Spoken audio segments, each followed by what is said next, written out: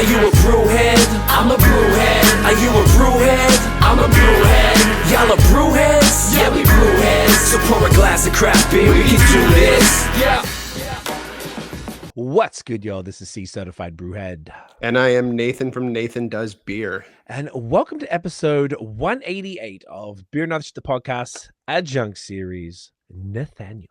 Here we are. This is a banger tonight. The long time. If you know what's up with us, this is a great episode. We've been looking forward to. The first episode with this lovely human was phenomenal. It was one of our favorites of last year. Easily, I think we even mentioned it in the wrap up we did. pod, and it was such a banger. And it was very encouraging to know that an establishment like this exists in Ontario, and now there's even more of them. Yep. And now we're going to get the follow up. A whole bunch of stuff has been happening with them in the last 18 months since we did the last pod. So we're really looking forward to this for a bit. So we got a banger lineup of beers tonight. Super fun things. All of them have a story, just like last time as well, because this is, I would say, probably our most thoughtful now second time guess as far as the in terms of how the curation lineup is curated. Yeah, no question. Yeah, and it's so this is a real treat. So we're excited. So guys, let me see if I can make this as smooth as possible. Oh, that was good. Yeah. All right. Wait. Gotta get a little thing. Guys, please welcome Jen of Beertown in the building. And boom, winner. Welcome, Jen. Hey, thanks for having me back. I'm stoked. Oh, we are stoked to have you back. Honestly, the first pod was so fire. It was so cool. I know Nate had been to Beertown at the time. I hadn't.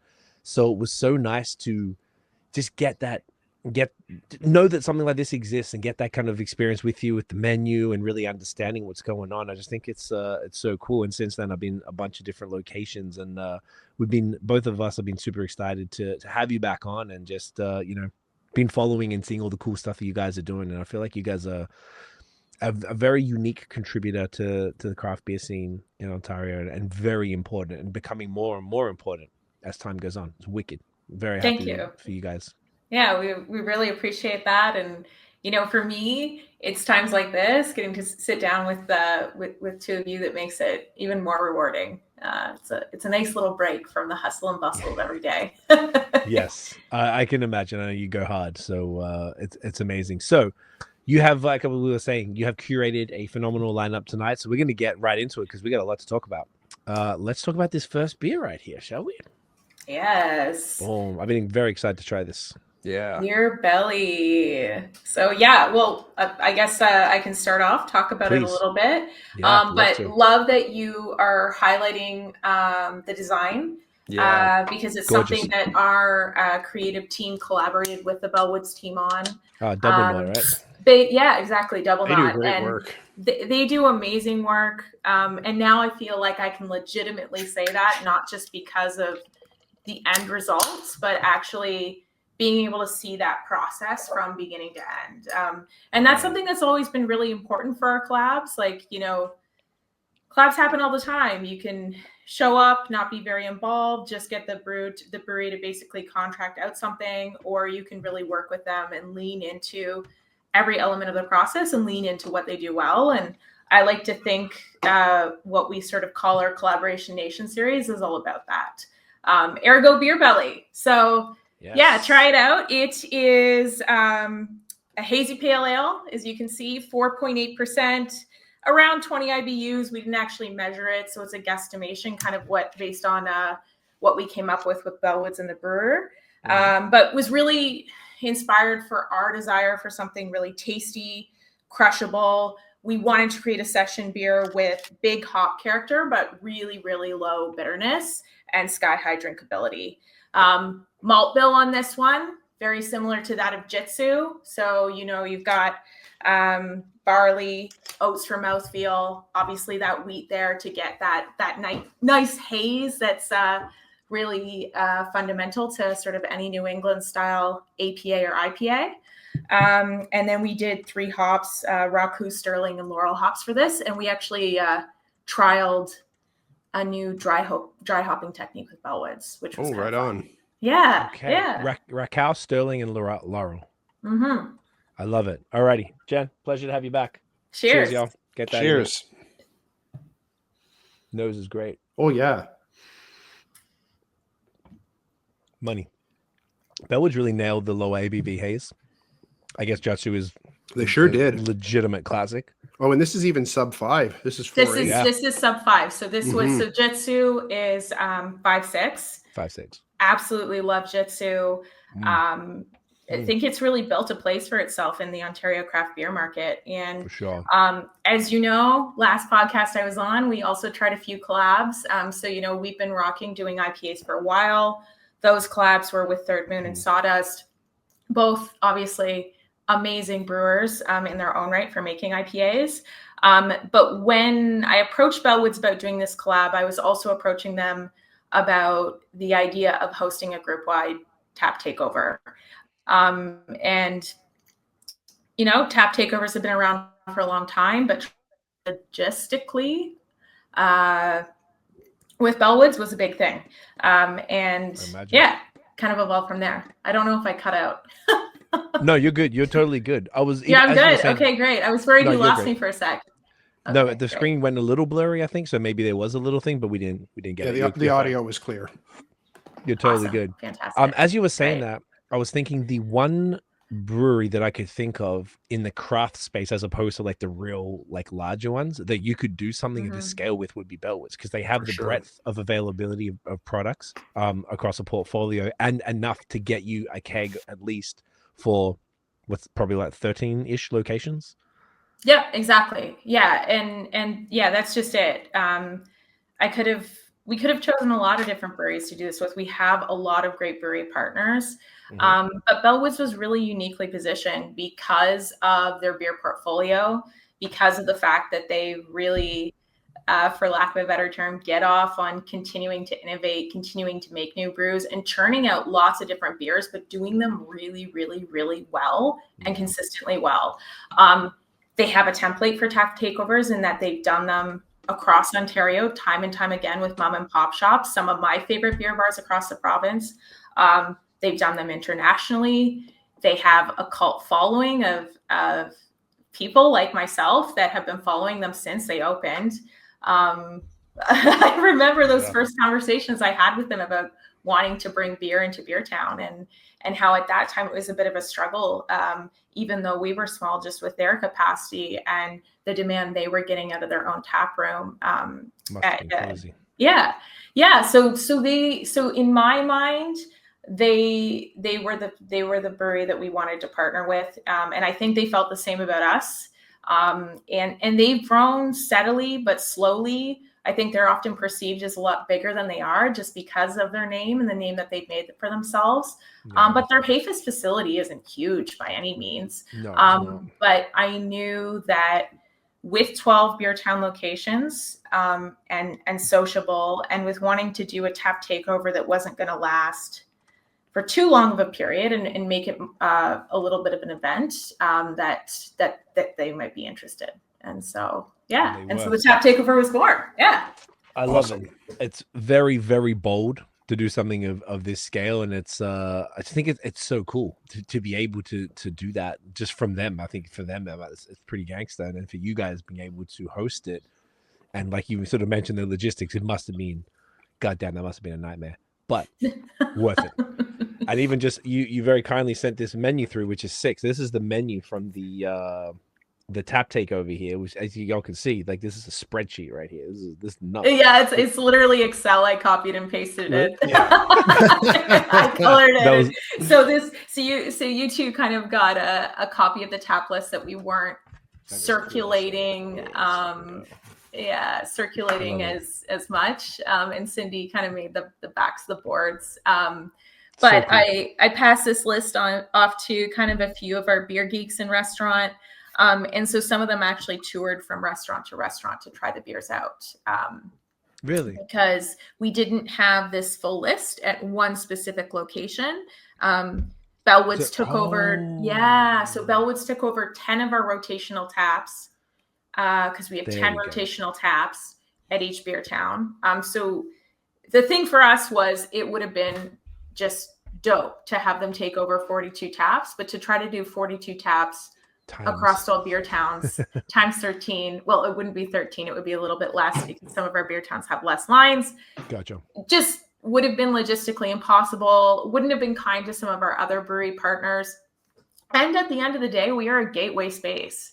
Yeah. I'm going to tell you right now, there were guests coming in on tap takeover day who had never heard the word tap and takeover together in cute. One sentence. And we expected that. And really, for us, hosting a tap takeover, well, I wanted it to placate my nerdy side and be able to showcase a stellar lineup of beers. It was also just to showcase one small, beautiful, tear-jerking facet of the beer industry. And that's going to a little mom and pop shop where they've partnered with a brewery that they've loved to showcase beers and to sit there and sit back with friends and family and just enjoy good beer.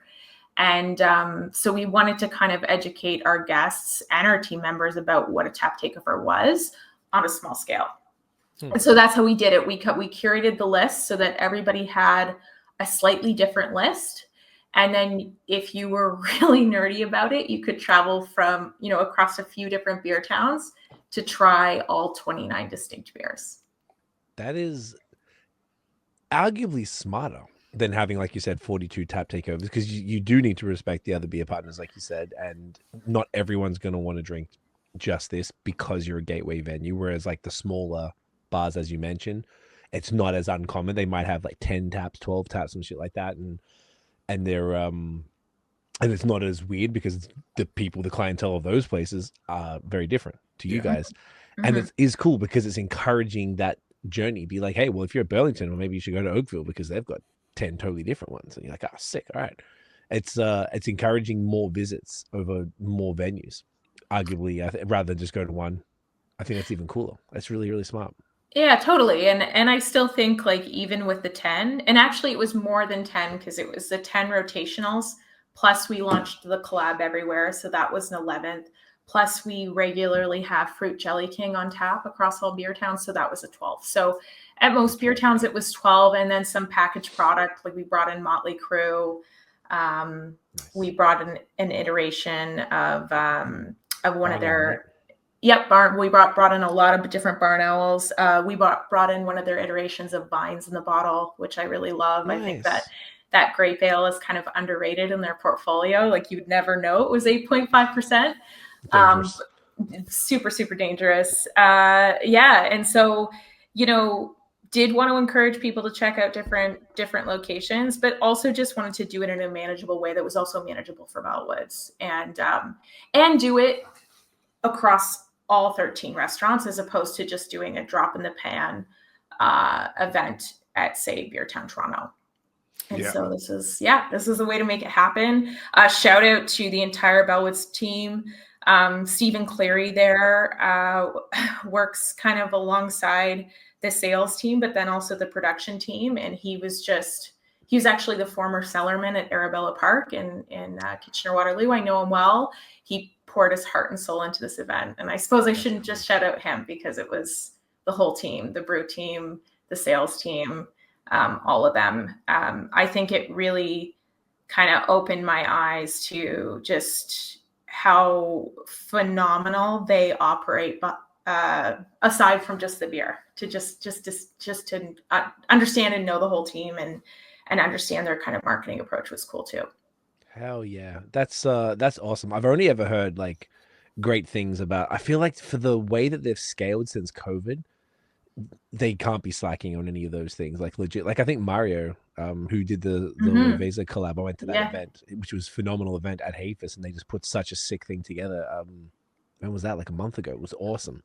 Like, I think he does a lot of that stuff, and just seeing the way people are, to get in that many LCBOs and to they always feel like they're doing something that's kind of a little grand, like something like this. This is not small for you, but it's not small for them either. Like this is one of the larger things I've seen, but then they'll go and, like you said, like some stuff in the States or Europe or stuff like that. That's very cool. And when it comes back to the original point of like, I don't know if there's anyone else who could have pulled this off with you. Yeah. I'd like to think, I think really with Bellwoods, I wanted to work with them to create a template for how we would host tap takeovers across multiple restaurants in the future. And they were ready to take that on. I think I could work with other breweries. We will work with other breweries and hopefully make it happen. Knock on wood down the road. But yeah, they were ready for it. And they also, like, to this day are just sticklers about the freshness of their product. Like, you know, some of the people on their logistics team are looking up when their beer is landing at the LCBO, how long it's been sitting on shelves, and they've been known to pull stock off shelves and replenish it just to keep it as fresh as possible. So I also knew that if I was going to request 29 distinct beers at the volume that I was requesting it, like, I'm not just talking a couple of kegs, it was, 10 to 12 kegs of each product, that it was going to be beer that was kegged in the last month, and or it was going to be limited releases that would be released to us first and then to the general public or other restaurants, or it would be barrel aged stuff. But all of the above I was happy with. So That's great. Yeah. And then we used it as our launch pad for Beer Belly, which we're drinking right now. As I said, truly collaborative. The name Beer Belly is a bit of a double entendre.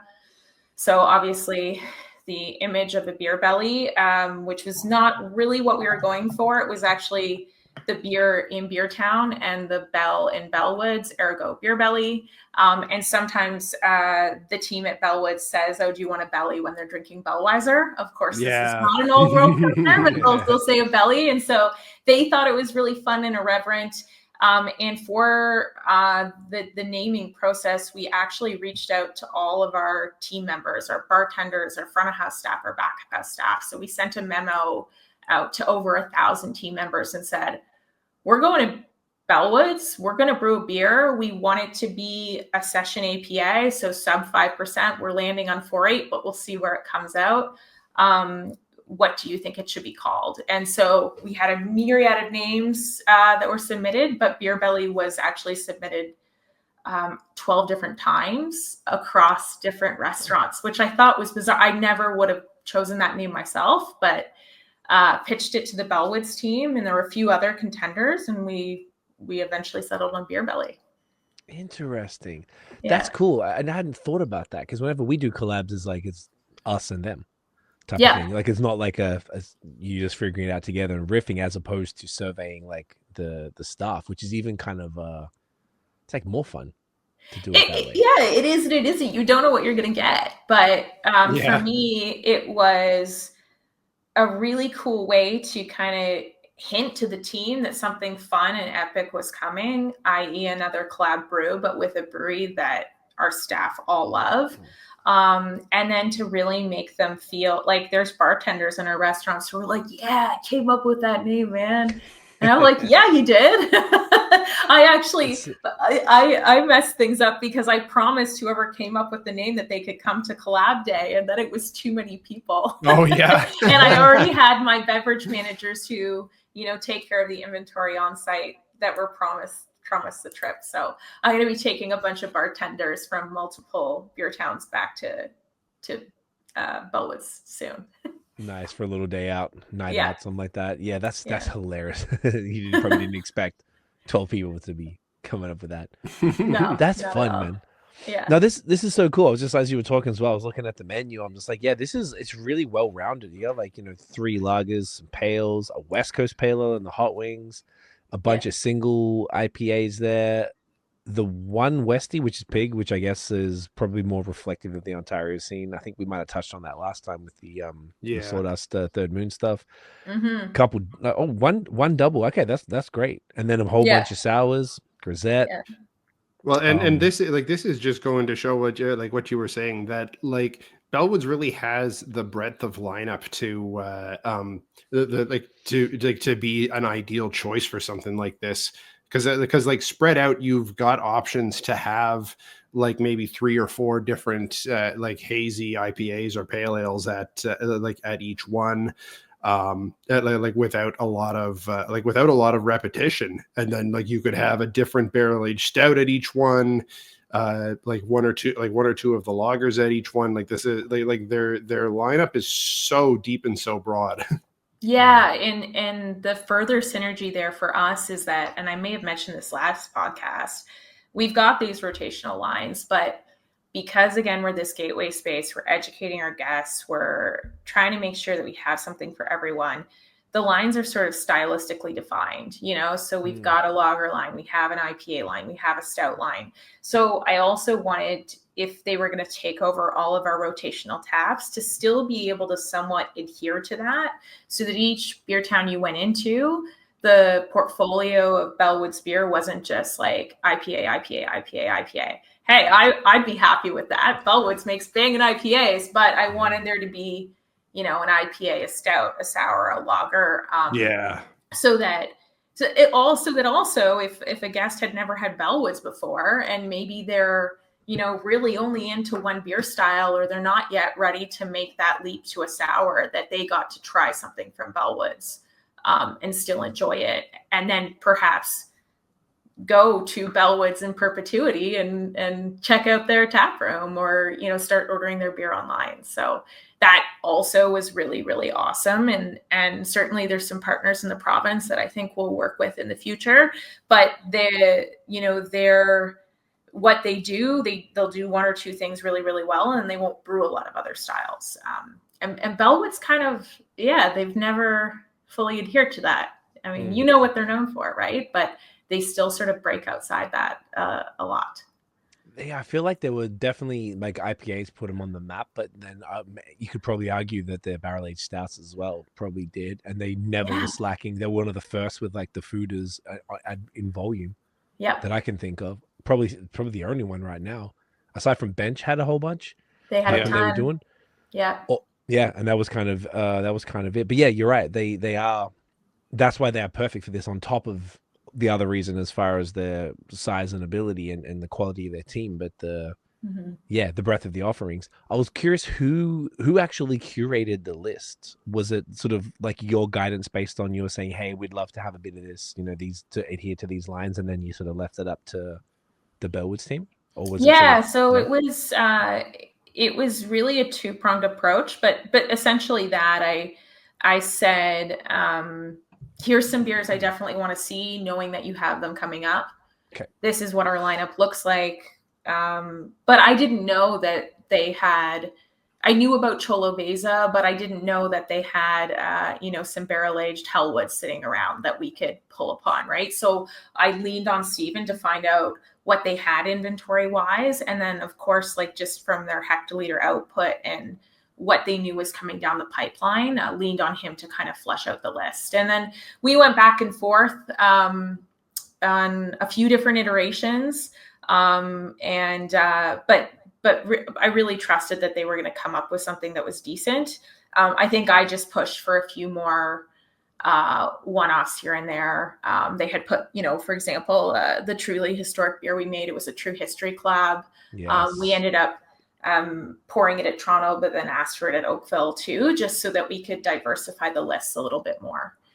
Because there was this sort of back and forth on, do we make the list the same so that there's a consistency in messaging across each of the restaurants? And we decided to throw that out the window for the sake of beer. I think that was the move, both on a marketing standpoint and it's just kind of for the consumer. It's kind of like knowing that, and this was not a quick takeover, right? This is like a whole month. Is that correct? Yeah, it is. Well, it's until supplies last, which, works best for us, right? Like, I didn't know, it's tough enough trying to forecast volume for one beer, say Beer Belly, just to ensure we have enough from batch to batch as we grow. But then for Tap Takeover, we just decided we were going to do a certain amount of kegs per line based on the restaurant, based on rate of sale. So some restaurants may have started with, 330s of a lager. Some might have started with 530s and some might have started with 130. And it's just really based, the duration of the event is based on until supplies last. So they go through the 230s or the 330s and then they're done and they move back to their regular on deck beer. But based on my forecast, most of the beer will be gone by end of month. End of month, and it's now December the 12th today, I think. Yeah. Fuck off. Yeah. Yeah, 12. So then basically what I was saying before was like the fact that it is different. I think it was definitely just a smarter approach because it's such a long term. Like, you know, usually tap takeovers are like a weekend, sometimes one day at a smaller bar because that's all they could really handle. And typically there'd be, you know, small kegs they'd tap out pretty quick. Boom. But this is cool because it sort of encourages people over a month. It's not like you have to rush in this weekend and I'm gonna get to 6 different beer towns to try them all. Like, you know, you can spread it out and go once a week to a different place and be able to have a different experience at the same brand under the same, you know, umbrella of Beertown, which is like, I know, I think it's cool because it comes back to what you said at the beginning and what we sort of really talked about in the last pod was that you guys are the gateway destination in the best possible way. So you want people to start to understand, oh, this is how beer works. Like this, oh, you can go to this place and all of a sudden, like you said, people didn't know what a tap takeover was. Yeah.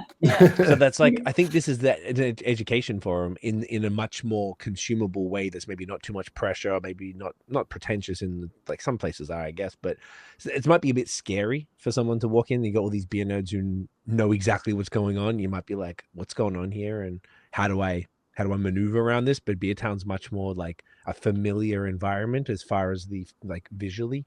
So you're like, okay, this feels like it. And other restaurants that I've been to, sweet. Okay. Oh, okay. You can learn about it. And probably, I imagine like servers are a little more patient and explaining stuff. Totally. And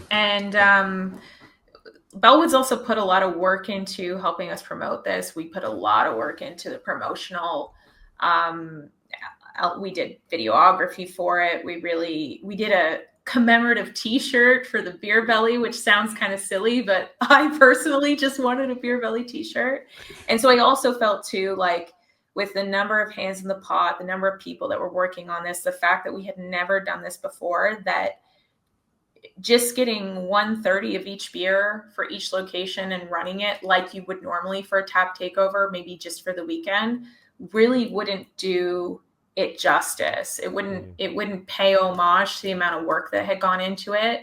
And to your point, an event that short for somebody who doesn't know what a tap takeover is, it's kind of missed, right? You come in, it might be really overwhelming. You're not sure what's going on.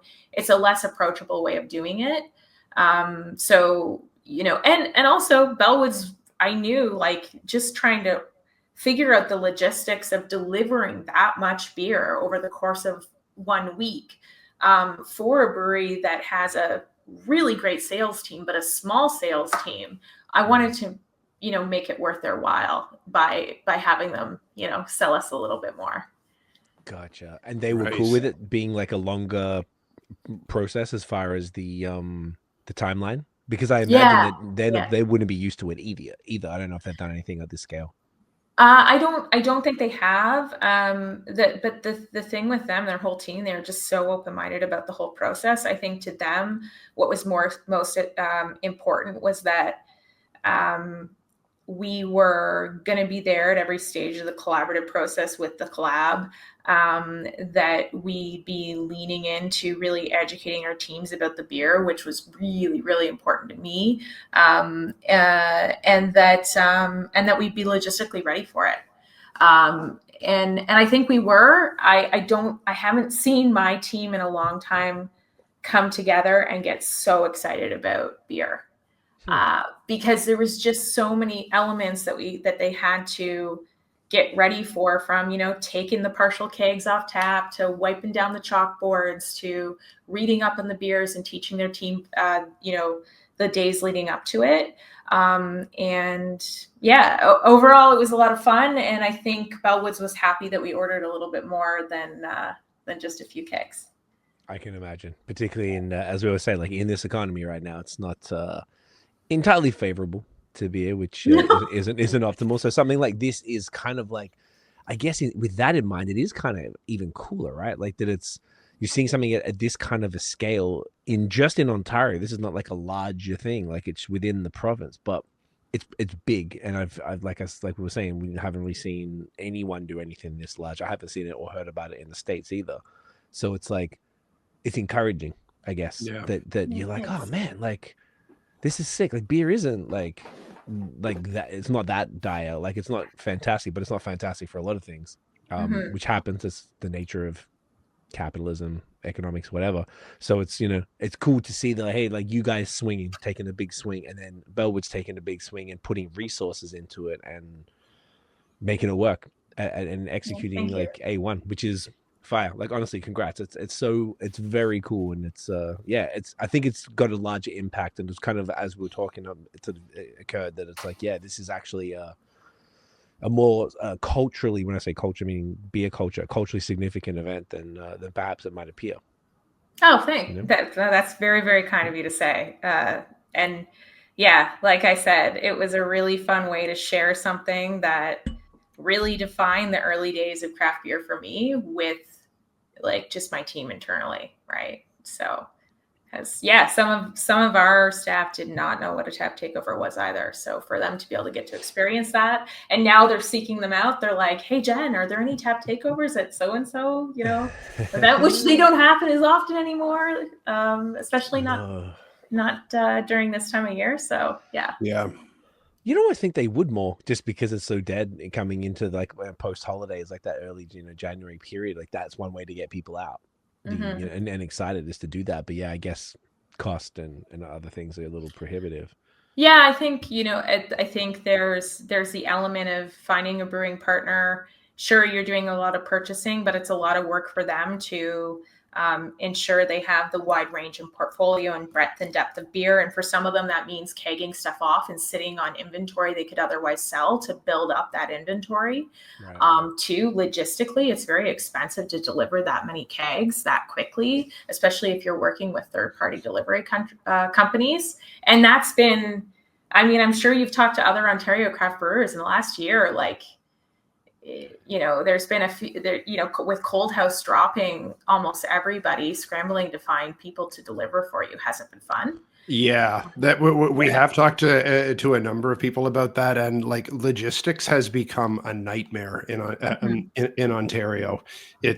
There are so few providers left anymore, and costs are skyrocketing, and service is not always what it would ideally be. It's that's an underestimated difficulty in the scene right now for sure.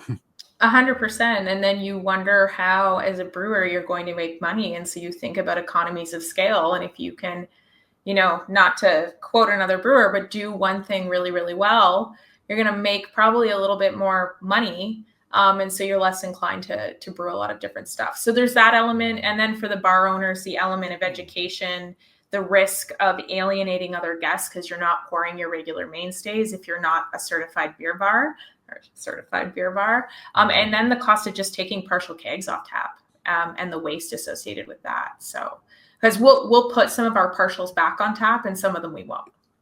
It just depends on shelf stability and because some of them might be just like, if it's like hazy IPA, it might just be past its prime. Yeah, or obviously you've got CO2 left in the keg there, and that's going to keep it fresh for a certain period of time. But if it's the last dregs of the keg or a few liters here and there, which sometimes happens, it's just we just don't want to risk it. Yeah. Interesting. I hadn't thought about that. Yeah, that makes a good. That's a good point. So then, to bring this home before we jump into the next beer, so this is available until it sells out, and your prediction is the end of December. So this will come out in a couple weeks. So then people will be able to hear this before the end. Hopefully they can still catch it. Yeah. So the tap takeover element, the collab itself, this will be available until March. Gotcha. So you're going to keep doing that until that. Okay. Yeah. That's amazing. And we brewed one batch with Bellwoods. I won't get into hectoliter numbers, but we actually sold this at a rate twice as high as any other collab we've ever done. And I think that sort of the synergy of having the tap takeover and people coming in to try all the beers and getting excited about it really helped.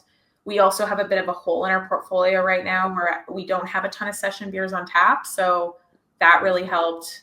Lots of trends towards NAs right now, which are quite different than sessions, but low ABV rules the day these days. But we're probably going to run out before our next batch. And I believe Bellwoods is kegging our next batch on the 27th of December. Okay, so if it is, there'll be a short gap between if it does tap out. Yes, yeah. At which point we have a few kegs of French Fuse left. Rob's shipping out the last of them, which I usually hold on to some of our collab from a previous collab if it's a style that's inclined to, not age well, but sit well for a few months. So we'll switch back to French Fuse and then back to Beer Belly. Gotcha. Yeah. That's dope. So one collab for another. And then the last question on this is, and you probably, I'm not sure if you can actually answer it now, but you know, this obviously it seems so far to be a net positive for the brewery and for Beertown from the conversation. Doing this sort of thing again, like, well, I guess two part. Would you do it again? And this is a part I don't know if you could say, but is there anyone you would have in mind to do something like this with without talking to them, just like off the top of your head? I know it's putting you on the spot, but you can decline. Oh no, well it is and it isn't, because I do have names in mind. I don't know if I should say. That's so fair. The answer would be number one. I think we are going to do it again, but with a asterisk, namely that we won't do it very often. Gotcha. For us, the logistical undertaking alone was a lot. And I don't know that I didn't expect it to improve sales in our restaurant, because it kind of just switches up the sales mix, right? We already are operating at a level we're pretty happy with, especially on Friday, Saturday nights. We're already pretty busy. So for us, doing something like this was for the educational piece, the marketing piece, and the ability to just kind of shake things up in the beer scene. You know, our CEO sometimes likes to call us leaders in the craft beer dining revolution. And I really believe, as you've pointed out, that we've contributed to beer culture in a positive and impactful way. But I think in order for us to keep doing that, we need to keep pushing and innovating and working with breweries on an intimate level like this. That makes complete sense. I like that. That was a diplomatic answer, but I like it. It's good to, yes, I may be off air because I can't even think of. I can't think of a single brewery really that's really immediately coming to mind. That like, oh, that would be the same fit. Maybe it's just one that comes to mind for me that could be a similar fit just in terms of their ability to satisfy that breadth of lineup would be Blood Brothers. Totally. Yeah. And I will say we have chatted with them a little, or they have asked me in the past. And I don't know if it was Alex that asked, but I owe them an email or two. But yeah, I think you're right. And you may see that in the future. You may not. It will just really depend on also in the defense of any partner that we might be working with. I could say one now, but we are also growing at a rate that we're comfortable with, but that is a little bit unpredictable. And so say next time this year we do it again, if that's two more restaurants, it kind of changes the shape of what the event looks like and who we might work with. But yeah, it would for sure. But yeah, Nathan, you're right on point with that. I love it. Great point. So in the spirit of that, speaking of collabs, shall we do French Fuse? I think so. So this is, I had this at the restaurant. I think I had the Oakville one, and it was a banger. It was great. Obviously, short finger. This is like Jen was saying. This is like a special label, just because this is not a beer that is typically packaged. Yeah, as you can see, this is mine here. We saved Rob on some labeling costs by not giving me a label at all. Respect. And on your labels, there's a old Lando collab sticker. Yep. Because we did an iteration of Lando with them as well, but then I scratched out the Lando because I'm like, this is clearly not Lando. Even though Lando is incredible and has defined short finger and really put them on the map. But, yeah, it has. Yeah. And then look, some Sharpie right there. Yeah. Yes. Love it. I walked into the brewery and Rob was like just covered in sweat from a day of just canning. And I was like, yo, you got a couple bottles for me? So he knows this is happening tonight. He says hello. Yes, shouts to Rob. Yeah. We gotta have him back on. It's been a minute. I'm sure he'll be thrilled to hear that. Yes, his stuff was really impressive. Whoa. We got the I got like the Oh, I was going to Oh, say, yeah. I'm like, you must have the automatic wine opener. That's awesome. So I Look at guess, that. yeah, Glorious. for people that don't know much about Shortfinger, he does banging. He's got some really fun house culture running through most of his beers at this point. He does a lot of barrel aged stuff. He does a lot of blending.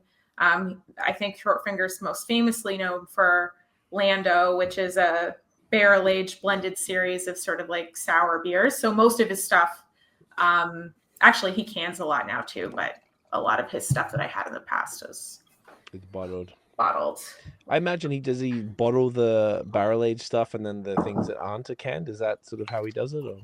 Typically, yes. Though the thing about Rob that you've probably have learned about him if you've met him is that he cares so much about his beer, but then once in a while he just goes against the grain and just does not give two Fs and will do something really audacious like canning barrel aged stuff.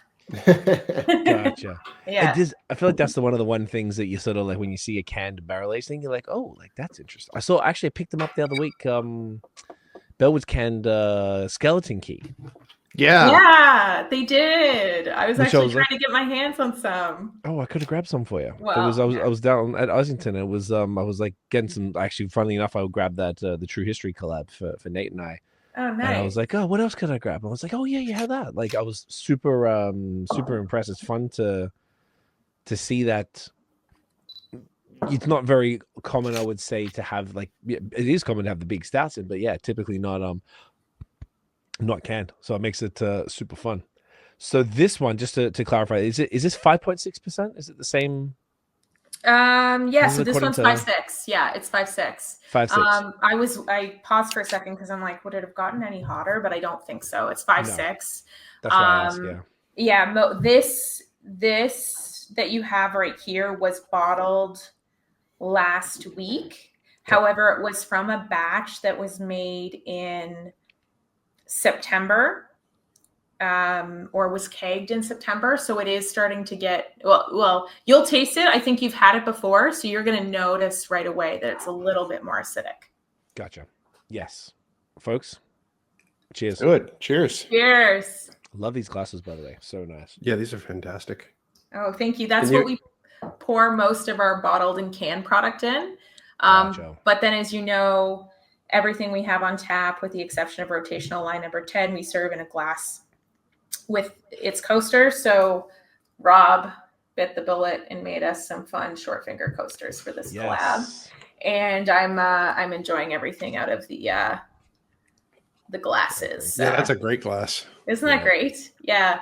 It's kind of like a new age take on like a lambic style glass, in my opinion. That's what it made me think of. Yeah. Yes. Like the Belgium with I forgot the name of them with the little lines at the bottom. Yeah. Yeah, those are fire.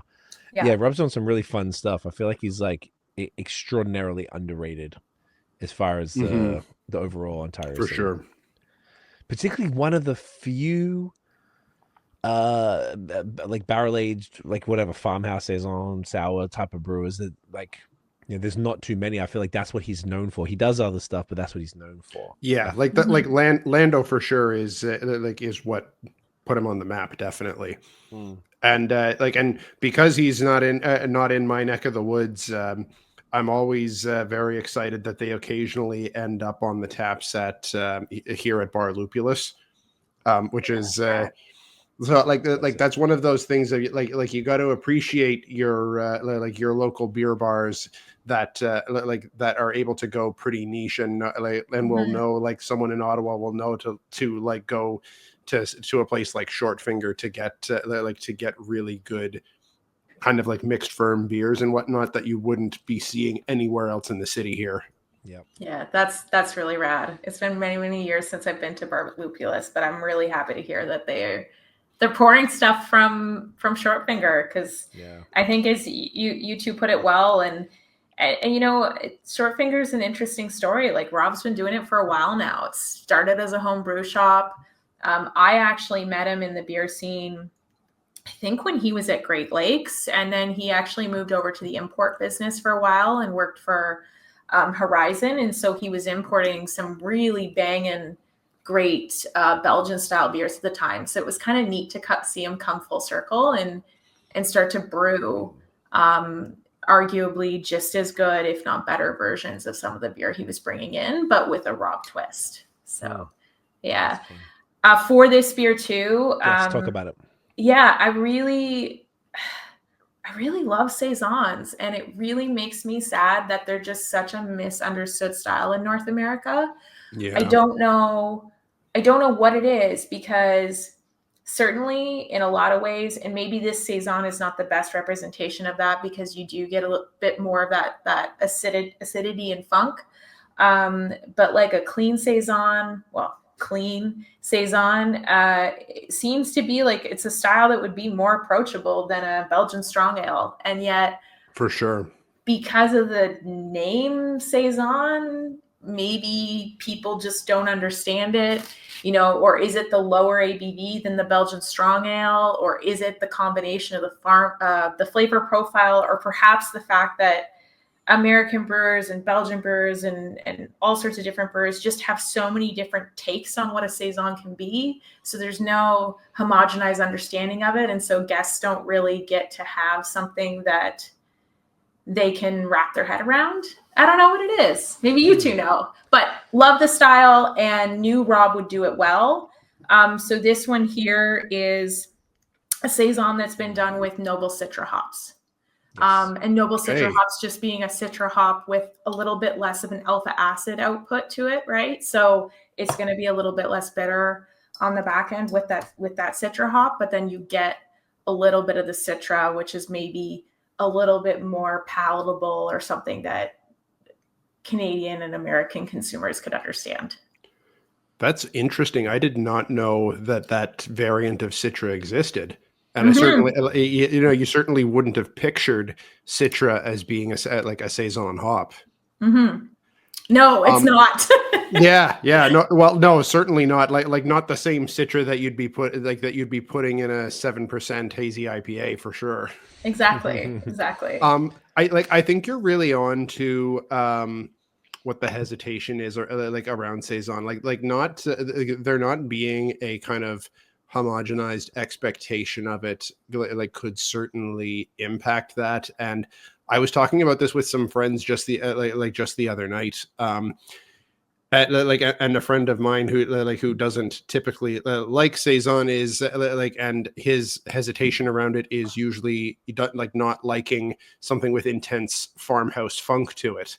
So if that's the definition that he has in his head on that, which I think is probably the same kind of assumption that a lot of people might have, they might not be picturing what you were talking about, of just like a real clean, crisp Saison, which does that is a variation of that does exist. But if that's not the image that's in your head, then you might not be expecting that. Yeah, totally. And then, I mean, beer styles are such a funny thing, right? You could sit here and talk about what a Saison should be, or look at the BJCP definition of a Saison. But, I think one of the first Saisons that I had that I really loved was Saison Dupont. And that's okay. So if we say that that's like the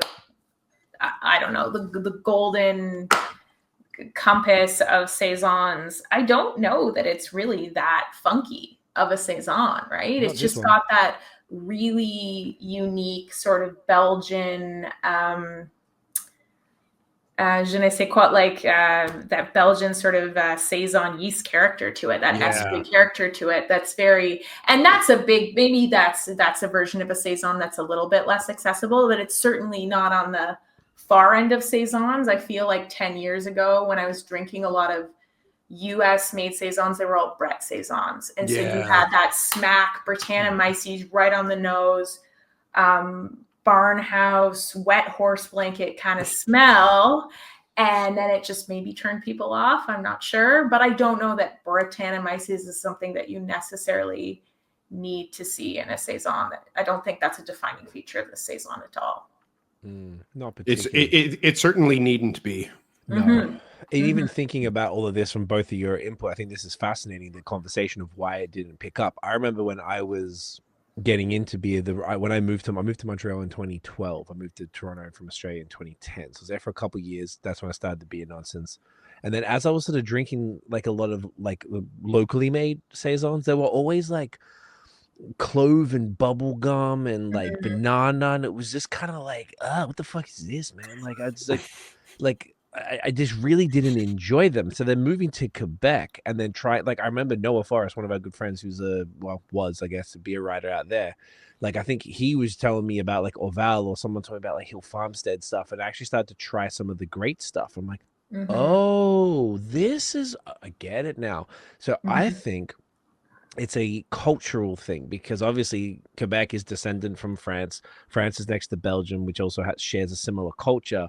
And I think culturally, there's an affinity and an alignment with Belgian things. So like Quebec was way ahead of anywhere else in Canada with farmhouse saison, barrel aged sours, and barrel aged stouts. All of that stuff was all Quebec, like, you know, Péché and like all the, you know, Le Trois Mousquetaires and Dunham and all that type of stuff. And right? like and just kind of all of the like and just the breadth of Belgian styles Totally, like at Unibrew. large, like Yeah. exactly like Unibrew in particular with with all of those, like, you know, like doubles and triples and quads and all that. So, like they had that all over the place way before every Ontario Depaneux did. for like In convenience stores. in Yes. convenience stores. Yes. I had one in my building, and I could go downstairs in my pajamas and not leave the house and go into the convenience store. It was like $2.99 for a $7.50 of fucking La fin Motif du or whatever. monde or Motif. Yeah. Like 9%, like you said, triples or whatever. So I think culturally it's just a part of it. So it wasn't a stretch. Whereas everywhere else, either they just didn't understand it, and then they didn't just do it well. And now you got people like Robert Shortfinger, another phenomenal brewery that actually only does that is Barrelheart. Like Mark is a genius. I would say, I was telling Nate, they only opened in May in Dundas. I've been there more times this year than any other brewery, I think. And I love it because it's not something that I drink at home. I'm going to drink Crispies and Haze and Stouts and smoothies and shit, all the crazy things. But I'm like, I need to go to Barrelheart because I don't have a choice, and I can only drink that. And then they have phenomenal curation with local food people that pop up, and they're setting up a kitchen so they can do their own thing. And it's just, it's an experience. Like, it's so good. And I'm like, this is what I'm talking about. If I'm bringing like Nate and I went there in, when was it? September? At Thanksgiving. And we went down, we kicked it down, like, because I've been like raving about it to him the whole time. So when he was in town, we went down. I'm just like, this is so nice, because Ontario doesn't really have, you know, it was really sad when Stillfields closed. I know, I don't know how Muse is doing. I know that the homeboy from Stillfields is doing his own brewery. I think it's called Passage now. Yes. And he's doing his own, there was an email today, he sends it out. It seems like super small batch, like, you know, obviously it's like a passion project for him. It's probably not his full-time gig, but like, you know, it's just like such a niche beer style that just isn't really moving in the masses. I even heard, what was it called? Was it Cascade in like the West, in Cali or Oregon? Closed or were bought by Cellar Maker bought somebody. No, Rare Barrel. Cellar Maker bought Rare Barrel. But I think that's because they had to sell, because they're like, fuck, like it's not popping like that. So and they do some of the best. So it's a weird time for this style. So it makes me very happy to see that you as Beertown have a relationship with Shortfinger that are doing styles like this, and are introducing high level, top tier, like I was about, like, kind of gateway, I guess you would. It's not, I don't know if I want to say gateway, because it's not a bad word for this. It's more just approachable is what I'm looking for. Approachable. That's just it. Yeah. It's and you know, you sample the rest of Rob's portfolio, and this is going to be one of the more approachable beers in his portfolio of the sort of Belgian inspired stuff that he does. Of course, he does now do pale ales and lagers, you know, just to have some, they're amazing to have some good beers that are out of his, he's, you know, along a bike path, so, you know, people coming in like after a bike ride when maybe don't want to have a saison, and we work with Muse too, and you know, they do some fantastic saisons as well. But definitely the number of breweries in the province that will brew a style like this are few and far between, simply because they're not asked for. And so I thought, we got to do it, and let's do it right. Yeah.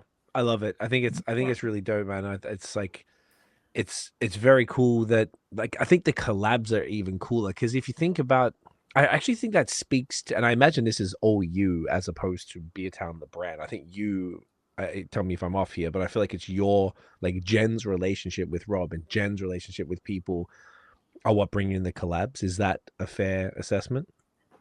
Yeah, I know I you don't might be want to take humble, all the but credit.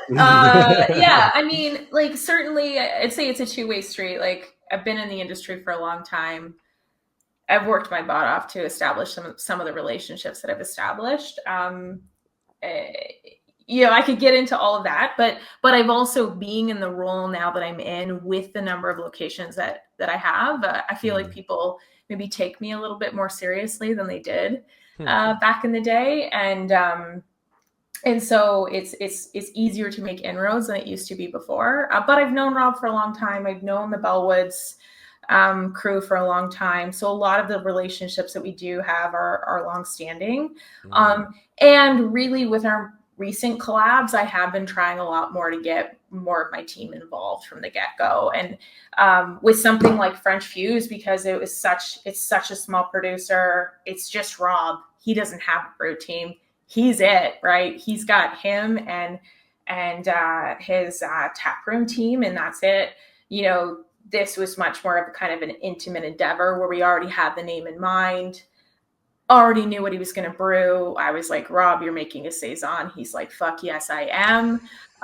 Whereas with Beer Belly, our marketing crew did a lot of work with getting the t-shirt together and helping with the name and making sure every element of rolling it out was going to be on point. Because we can come up with the collab, but then if there's no way to advertise what a Saison is, it's going to be dead in the water. Yeah, so, that's a great point. Yeah. But on that with the collabs, the fact that, like, I feel like there's a respect. Like, the one thing I think that really for me was the main brewery was Third Moon, being that now you got Bone Tree everywhere all the time, and every single time I've been to Beertown, I had Bone Tree.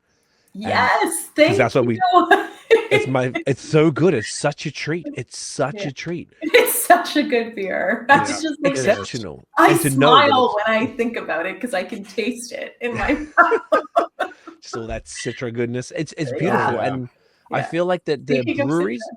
Isn't it? Oh, and we're drinking it right now. Different very different iteration. Very different. But even just the breweries that being Beertown being and you kind of spoke to it being that maybe a few years ago when you didn't have as many locations, but like it was probably a little more difficult. But if like the hype guys are seeing that, but like, fuck yeah, I'm going to give you, Jen, whatever you need, man. Like, let's get this in there.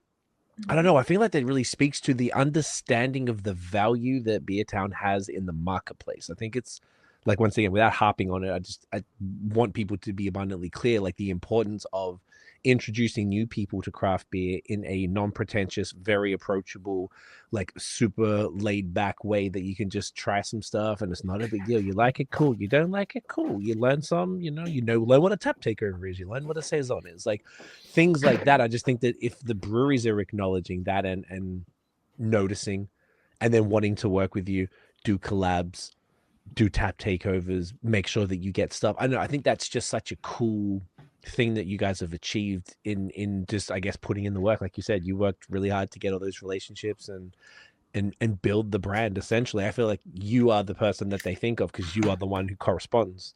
Yeah, with thank you. The breweries. Your name comes up a lot. I'm not gonna lie. Like since we spoke, it does. and it comes up glowingly, Jen. Like once again, I feel like I know we're giving you a lot right now, but it's for real. Like I really feel like the level of respect people have for you and for what you do is I haven't really seen much like that before since we met like last year. Well, really, that means a lot because it's very cool. Beer is what I love. It's what I do. You two know this. That's why it's such a pleasure to come onto a podcast like this because I get to just spend all night talking about what I love in a really rewarding way. But yeah, I think you spoke of it well. The industry's changed a lot too, and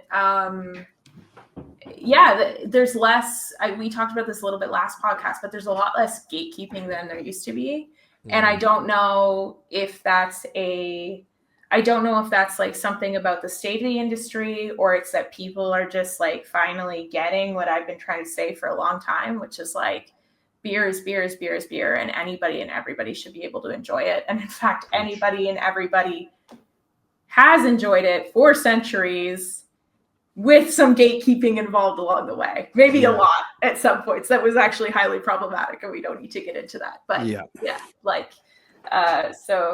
cheers to just trying to get more people to enjoy beer. And if we can play a part in making people drink beer but drink better, my job's done.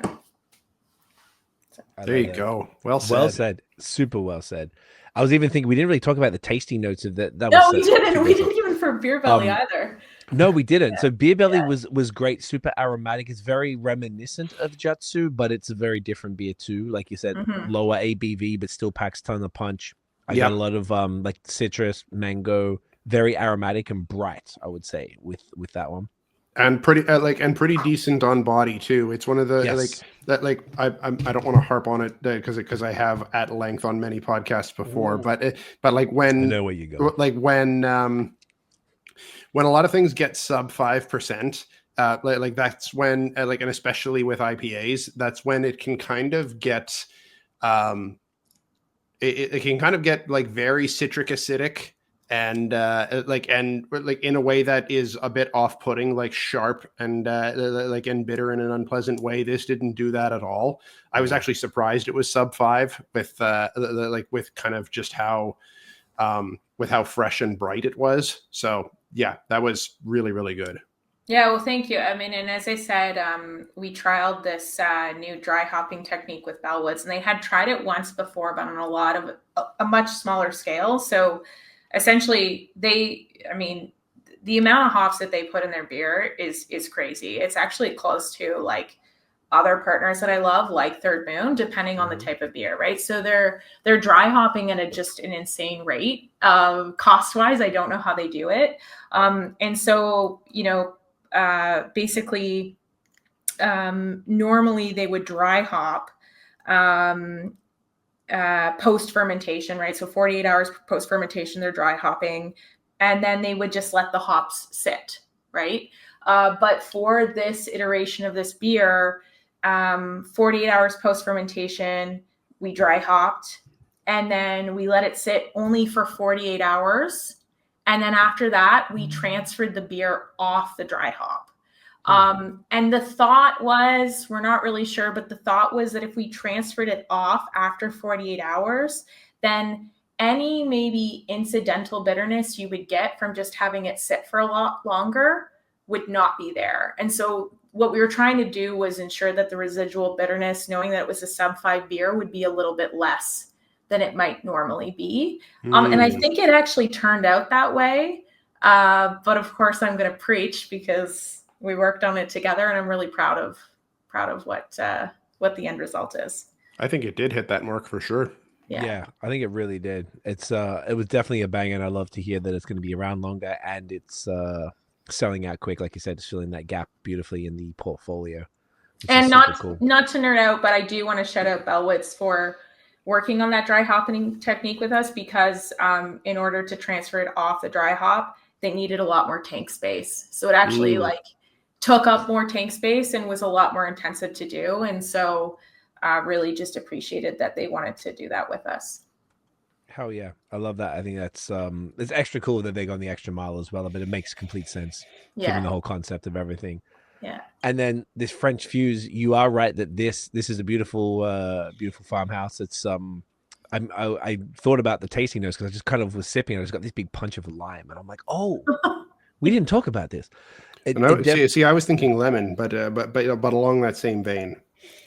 I mean, maybe it is, and I'm off there, but either way, some sort of red or yellow or green citrus there. It is a little more acidic than the version I had. You're definitely correct, but not dramatically so. It's nothing like crazy.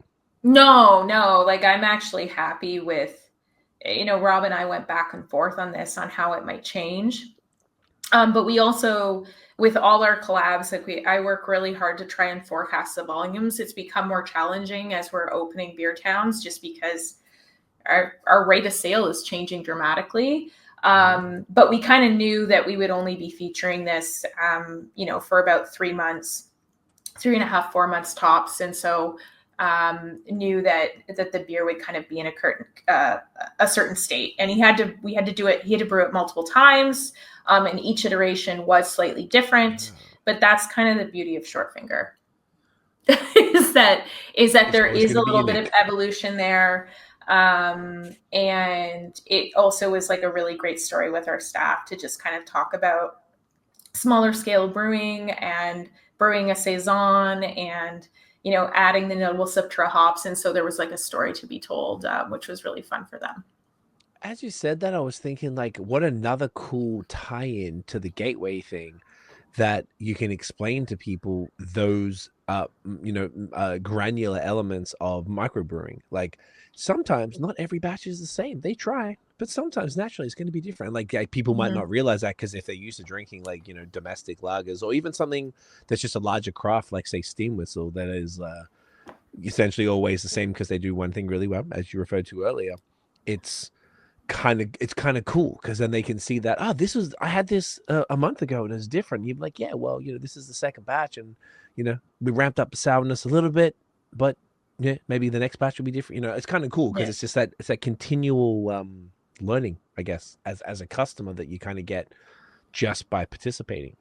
Yeah, and certainly with short finger, we had sort of trialed how people would perceive that change in the beer with doing a smaller launch of Lando the year prior. I think it was the year prior. And the thing with Lando is that there's lots of different iterations of Lando, as you know. Rob was kind of doing something different with every version of Lando, and then he's blending beer on blending beer. So, the iteration of Lando we came out with was pretty approachable, but then it started to change too with his house culture. And so our team knew that and recognized that. And we had guests that actually were excited about it and sort of sought it out. So, that's cool. Is that like a progression of their like tastes, or is that just sort of like those guests had been doing that already that you're aware of? That's well, I think there's some guests that knew of short finger and knew what to expect. Gotcha. And the rest, I'm not actually sure. Maybe just an open-mindedness to trying new things. I'm here for it. I mean, I guess if they're at a beer bar, they probably are pretty open-minded, you would hope anyway. Yeah. Yeah, based on that. That's sick. Yeah, I think that's just like, it's cool to have, like, particularly the order that we did these in, 2 local collabs, completely different approach, completely different beers. Yeah, very different. Like, very different, and just showing sort of, and what they offer to the portfolio, what they offer to the customers to be able to come in and get something different. I don't know. I think it's I don't know. It's just so cool to me.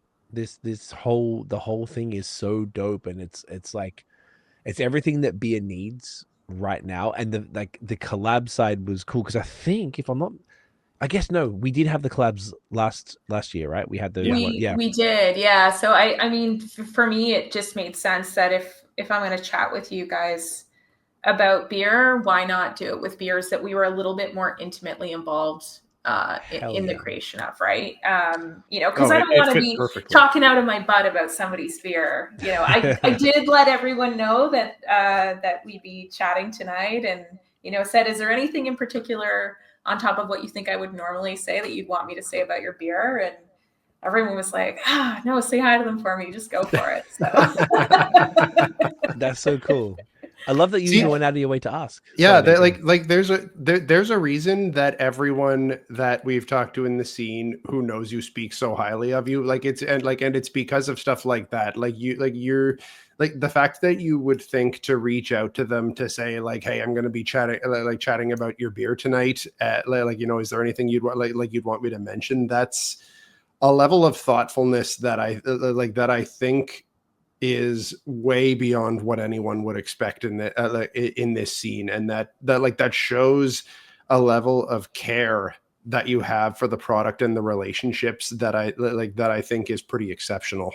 Yeah. Oh, well, I mean, for me, it just seems like the thing to do. Like, at the end of the day, yes, the French Fuse is a collab. Yes, Beer Belly is a collab, but like, you know what a collab is like. Like we talk about recipe creation, we work on label design.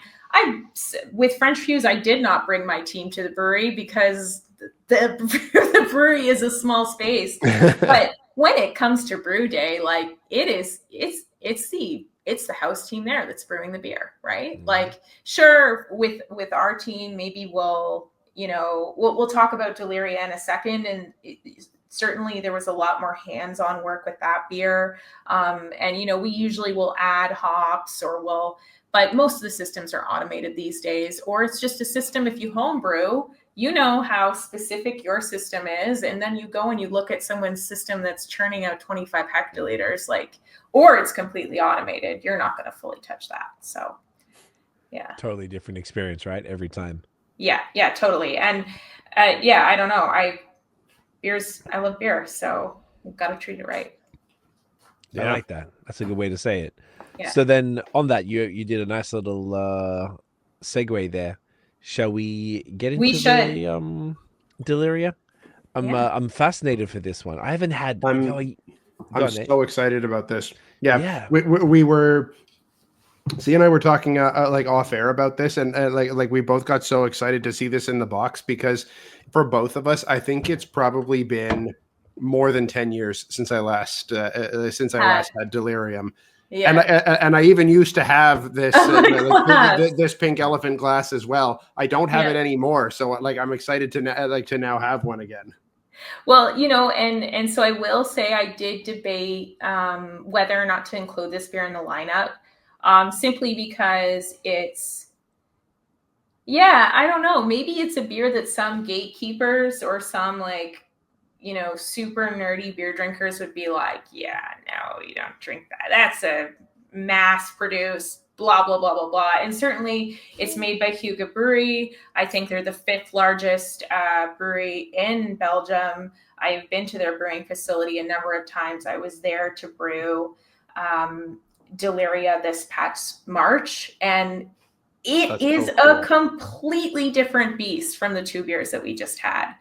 Sorry, the brewery itself is a completely different beast from the 2 brewers that we just talked about. But I really, truly believe that Delirium Tremens, for the gateway drinker to the beer geek, has played a pivotal role in people's perception of the beer style, Belgian strong ale. It's played a huge role in people's perception of what beer can be outside of that classic American adjunct lager. And there's a place for it. I could not agree more. It's a transformative beer for everyone on their beer journey, when they first have it. There's no question. Yeah. So I'll let us open it. We were talking about Delirium Tremens. I'll specify, you two both said this. This is Deliria. So this beer is not currently available in Canada at any retail store that I'm aware of. Actually, it may be out west. It's not available through the beer store, so it's not available in Ontario. We will be bringing it in March in keg format only at Beertown to sell loosely as part of our collab series, and I'll get into that. But Deliria itself is a beer that's brewed once a year on International Women's Day. So it's sort of the female-only brewed version of Delirium Tremens, but it's very much not Delirium Tremens. Okay. And Delirium, from memory, is 7%, right? 8.5. The original's 8.5? Yes, I believe so. But maybe we should double check, but I believe it's 8.5. Interesting. In my head, it was 7, but who the fuck knows? I haven't had it in forever. Okay. No, that's okay. I expected that both of you didn't, or wouldn't have had it in a long time. And so I was kind of thinking, man, we probably should have Delirium Tremens with it, because they are different. But here we are. Look, you nailed it, Jen. As you can see, I have the can, which is a little bit past its expiry date, but I'm not worried at all because it's a Belgian strong ale. Yeah, I don't really think that would be a concern. Yeah. So then the difference, I'll double check in a second what the ABV difference is. So what, Yeah. like, what is the main difference then between this variant for International Women's Day and the OG Delirium Tremens? Yeah, so great question. So I thought that they were basically the same beer with like a couple of tweaks. And that honestly, when I went to go brew this beer, I was like, yo, this is just it's a big marketing day, you know, to showcase that we like women in beer, and we're just going to basically brew the same beer, and that's going to be it. But the malt bill of this beer is quite different from that of Delirium Tremens. Okay, you're right, 8.5. Yeah. The OG, And you're 100%. the OG, yeah. And Deliria is also 8.5. So it is really meant to be the sister beer of Delirium Tremens, but the malt bill is quite different. Okay. I believe they have a ton of Pilsner malt in this, and then we also added corn and rice and oat flakes. So it is a funny little beer in that regard. And then we use Steering Golden hops, Saz, and Spalter Select, which is just random German hop varietal with a little bit of coriander. I believe Delirium Tremens has coriander, but not as much. Sorry, what was the third hop? Sterling Golden, Stars, and Spalter Select. Spalter. Okay. Yeah, Thank Spalter you. Select. Yeah. Yes. And did I say Saz? I think I said you did. Saz. Yes. Yeah. And then there's also, but I believe with Delirium Tremens as well, a lot of maltodextrose added to this to kick up the ABV, which, you know, larger Belgian brewers tend to do. Okay, interesting. All right, so this is considered a Belgian, like, honestly, like, I've been going through, it's a longer conversation, but I've been looking at my old beer stuff back in the day. I had to recheck them into Untappd because I paid for it, so now I can go back and like backdate them. So I'm going through all my original beer photos that I never checked in, and it's like hilarious looking back and how little I knew about stuff. So I haven't got to Delirium yet, but it's funny to see, like, I loved the Belgian beers back in the day. Like, they were everything. And this, so it's considered a Belgian strong ale, a strong blonde ale, I guess, is this style. Is it, and excuse my little bit of ignorance, I kind of forgotten a lot. I got lost in haze from like 2016 onwards. But is this like, that's totally cool. Is it similar? Like, would you say that this is similar to a triple? I mean, looking at it sort of visually, it's kind of along that line. Yeah, you know what? And yours visually looks so different. It does, but I also have lights and stuff, and also the colored lights kind of put. Like. Oh, we've got. All three look kind of different. Yeah, we've got three different. We've got three different here. I'm sure they're all identical though. No, they probably are. It's just the lighting. I mean, Yeah. I would reckon they're much more. Though I have a different batch, but I mean, at the size and scale they're brewing it, everything is so consistently the same. It's stupid. I can imagine. So, is it the same as a triple? I mean, I've always found these two styles to be quite similar. Triples don't often have coriander added, but neither do Belgian strong ales. I was actually surprised that we added so much coriander to this beer. Typically, you'd see that with a Belgian wit beer. Yeah. Also, a lot of the triples that I love and I have had over the years tend to be from Trappist. Like, they tend to be Trappist designated, or they tend to be Abbey beers. And I find that some of the flavor profile that you get from the yeast is just a little bit richer. And also with triples, but again, this is the same as Belgian strong ales. Traditionally, I think you would use Belgian candy sugar to up your ABV. You wouldn't use maltodextrose. So I don't think I'm answering the question well. But it's so good. Yeah. I was asking too much. I was just curious to see the difference and to sort of position it, because in my head I know exactly what a triple is, but the Belgian strong ale is a little more vague. I think there's probably a BJCP distinction that I can't remember or I'm not aware of, but really the styles in a lot of ways like seem quite synonymous with me, like to me. Belgian strong ale just seems like to be a broader category. And there's certainly beers produced that would be considered Belgian strong ales that I wouldn't consider a triple, if that makes sense. Gotcha. No, it makes sense. I'm trying to see if there was anything online that was like comparing them side by side. Okay, so Belgian triples are darker. They have a heavier mouthfeel. They have a more There you go. phenolic aroma because you've got this Google AI shit that comes Yeah, in there. they're the phenolic aroma. So that would be the kind of Yes. ester output from the yeast that I was talking Yes. about. Yeah. Do you know what? Yes, you did say that. And it also, I don't know if this is true. It says Belgian strong ales have more alcohol, but I feel like triples are like 9% usually. That's interesting. Spicier yeast character than triples, and triples are more rounded malt. So, I mean, that's also fucking vague too. So, who knows? Either way, I also just want to if it's like the Abbey tradition of brewing a triple, they would have been using probably full, like they would have had a malt bill that would just be all barley, or anything that they were getting locally. They probably wouldn't be putting in corn and flaked oats, which are in this, right? And rice.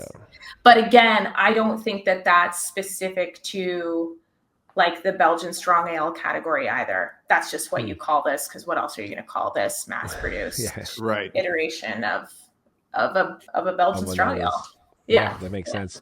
Yeah. I just want to shout out this head. Head hasn't budged. Yeah. This has just been saying fluffy the whole time. That is insane. It's like a meringue head that's just not moved. Yeah, I need that's to sip wild. this. Folks, cheers. Cheers.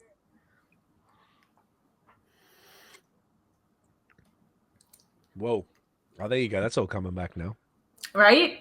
You're probably like, Wow. Yeah. That is nostalgia. My goodness. Yeah, right. It's stronger than I remembered. Damn. And most people like drinking them side by side.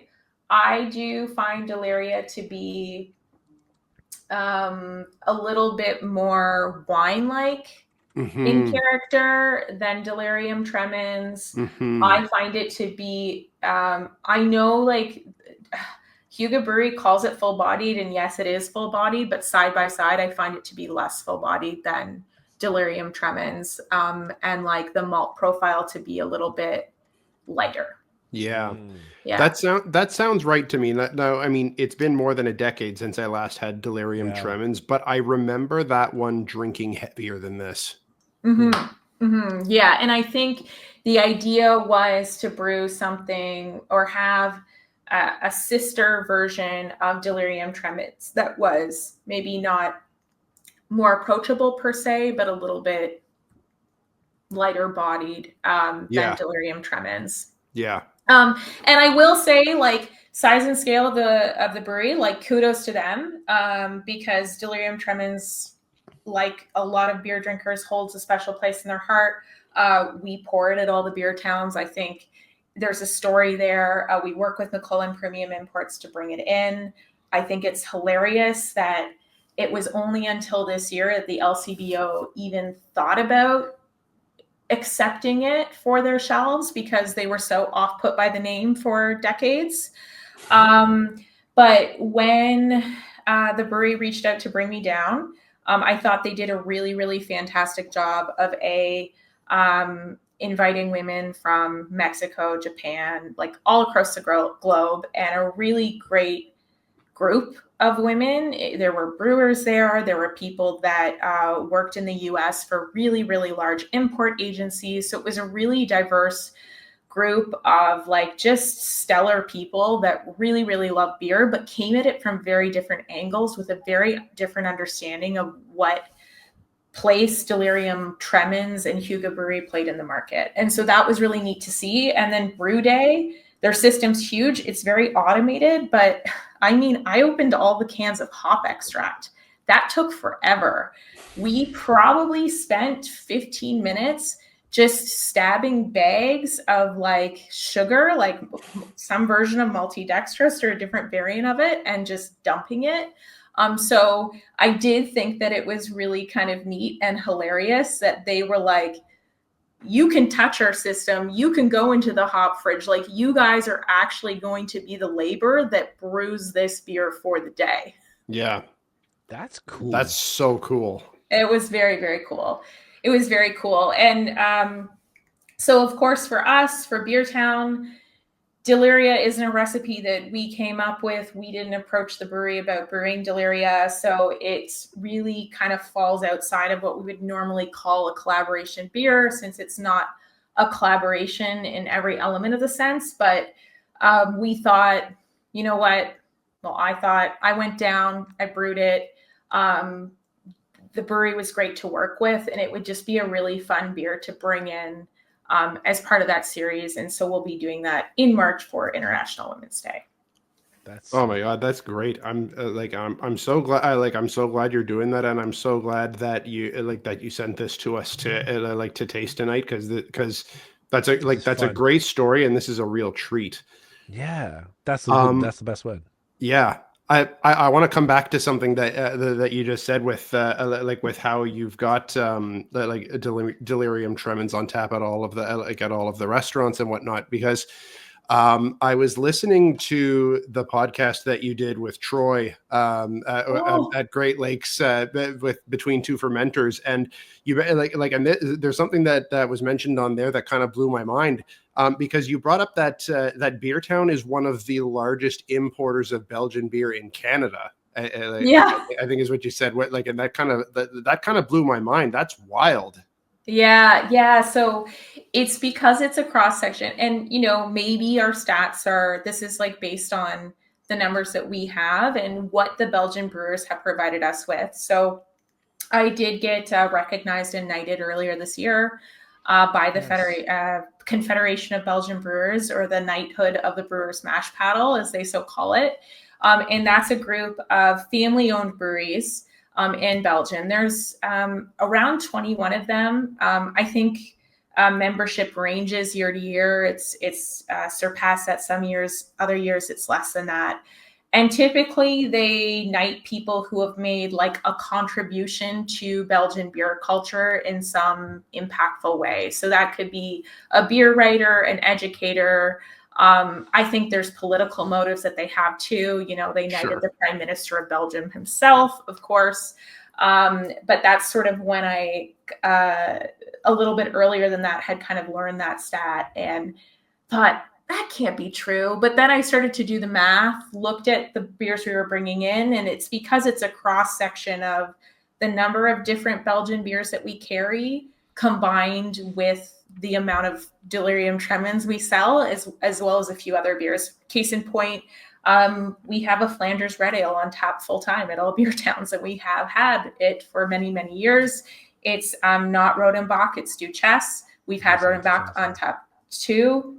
I find Duchesse to be a little bit more accessible than Rodenbach. So it's a really good way to get people excited about a Flanders Red. Both are great beers in their own right. I've been to both breweries. I've met the current blender at both breweries. And I could go on forever, but yeah, Nathan, that's what I was told. That's awesome. Yeah, that is dope. So the beer night thing, that's actually something we want to touch on. So this is a fantastic little segue to that. So what's the deal with them? So it's a Belgian specific thing where they recognize contributions to the Belgian, spreading the gospel essentially of Belgian beer globally. Mm-hmm. What does that? How if you get knighted by the Queen or King or whatever in England, it's you're a sir. Or I think what is it for women? Is it?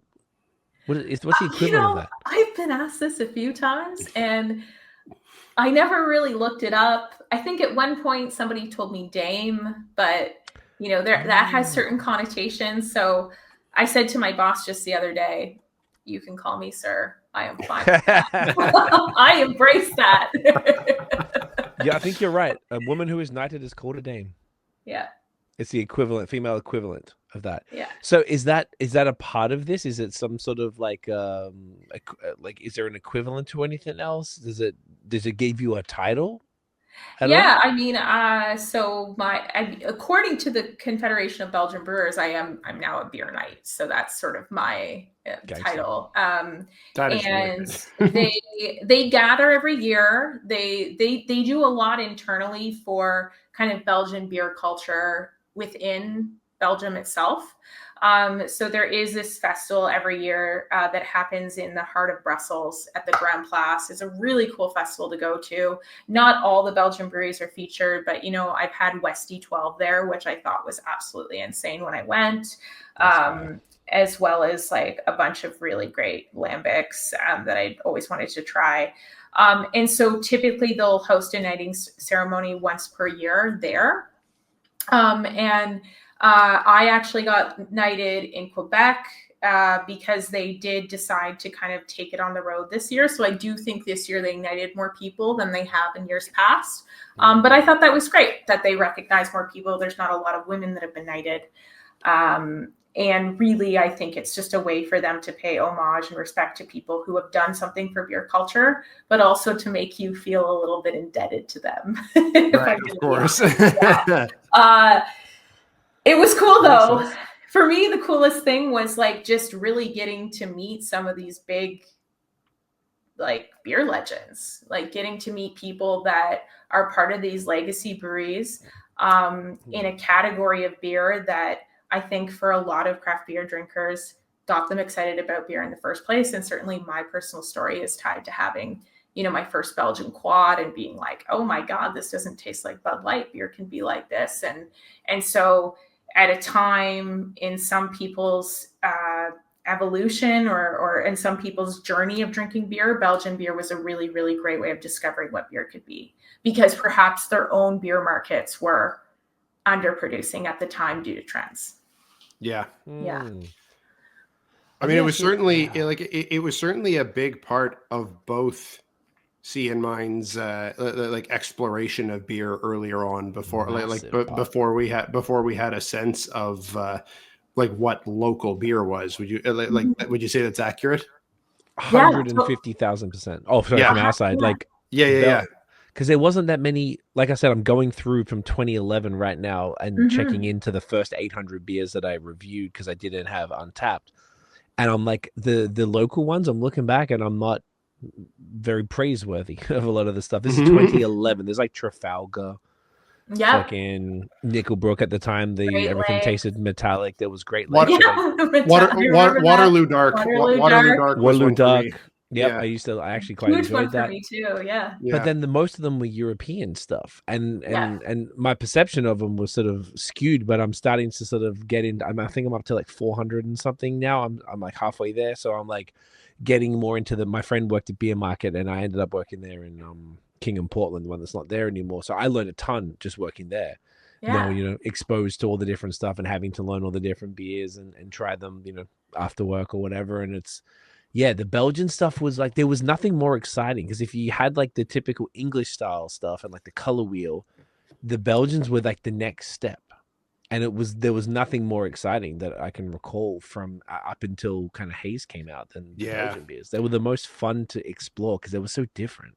Like the first time you would have tasted Trois Pistoles or La Fin du Monde. Yep. That came up the other day. I had it in Toronto. I was like, yo, this is amazing. And I was loving all the, I was surprised. I loved all the, like the wheat beers, all that stuff. Like it was just fun. Like it was like, oh, this is going to get me drunk. This is 750 mil and it's 9%. I'm going to be fucked up after this. But it was funny seeing that was like, I wasn't drinking volume. It was probably like you'd have 1 or 2 beers a night, but it was that impactful because it taught you, like you said, Jen, you had your first quad and you were like, oh, beer can be like this. And if all I'm drinking is Euro lagers, I was getting quite bored of them. I could tell in the reviews. I was like, the Belgians were such a change of pace and they had so much depth to it. And this is, I don't even remember when I had my first Flanders Red. I bet I had it when I wasn't ready and didn't like it. But all of the other Belgian beers, stuff like this, Delirium or the Unibrew stuff or like some of the Trappist stuff. Like I remember transformative, right? Oh, totally. Dude. When you mentioned Westy 12, I remember having it in 2011 or 2012 and I spent $40 on a bottle that I split with a friend because we were broke working at Apple earning $15 an hour at I think it was called Sarah's Cafe on the Danforth. I don't even know how they got them in. It was the one where they had, I think I've got it down here. I kept the bottle. Yes. Like this is Westy 6. I got them all, but like those ones. Yeah, I got the 12 here. Bring it closer to the camera, see? I was just trying to get the right one. Here you go. This is 12. This is the one I had. So like they actually had like it's the 12 here, but it had the sticker, and I'm like, how did you get this? I reckon someone put this in their suitcase. Yeah. Yeah. And then they sold it at a bar. So this was $40 when I was broke. So spending $20 on half a 375 ml bottle, 330 ml bottle. I had never had I a did great. the same thing. Yeah. Did you get Yeah. it from in Sarah's Cafe too? No, not Sarah's Cafe. But it was just crazy to me that these things were just like I remember saying it felt like two Belgian boys running across my tongue. Like it was like, you know, like Sound of Music through a field. Like it was bonkers the way that the flavor profile, and like I was like, oh, this is the best $20 I ever spent on 170 odd mils of beer. Like crazy, so cool, and such a transformative is not an exaggeration experience of that. So I can, as you were describing the beer festival and that the main stand, I haven't been to Brussels, but like that sounds so sick. And imagine drinking that beer there. Oh my goodness, that would be phenomenal. It was amazing. And speak of the ceremony itself, like of course they don't knight you with a sword, but they knight you with a mash paddle. Of course. And in like, you know, I guess like complete Belgian European tradition, they all have robes. They take it very, very seriously. Expectedly, they're almost all men that are quite successful in what they do and of a certain age. And so it's this very serious ceremony where, you know, you're up there, you're on stage, and, you know, it does feel good to be recognized in that way.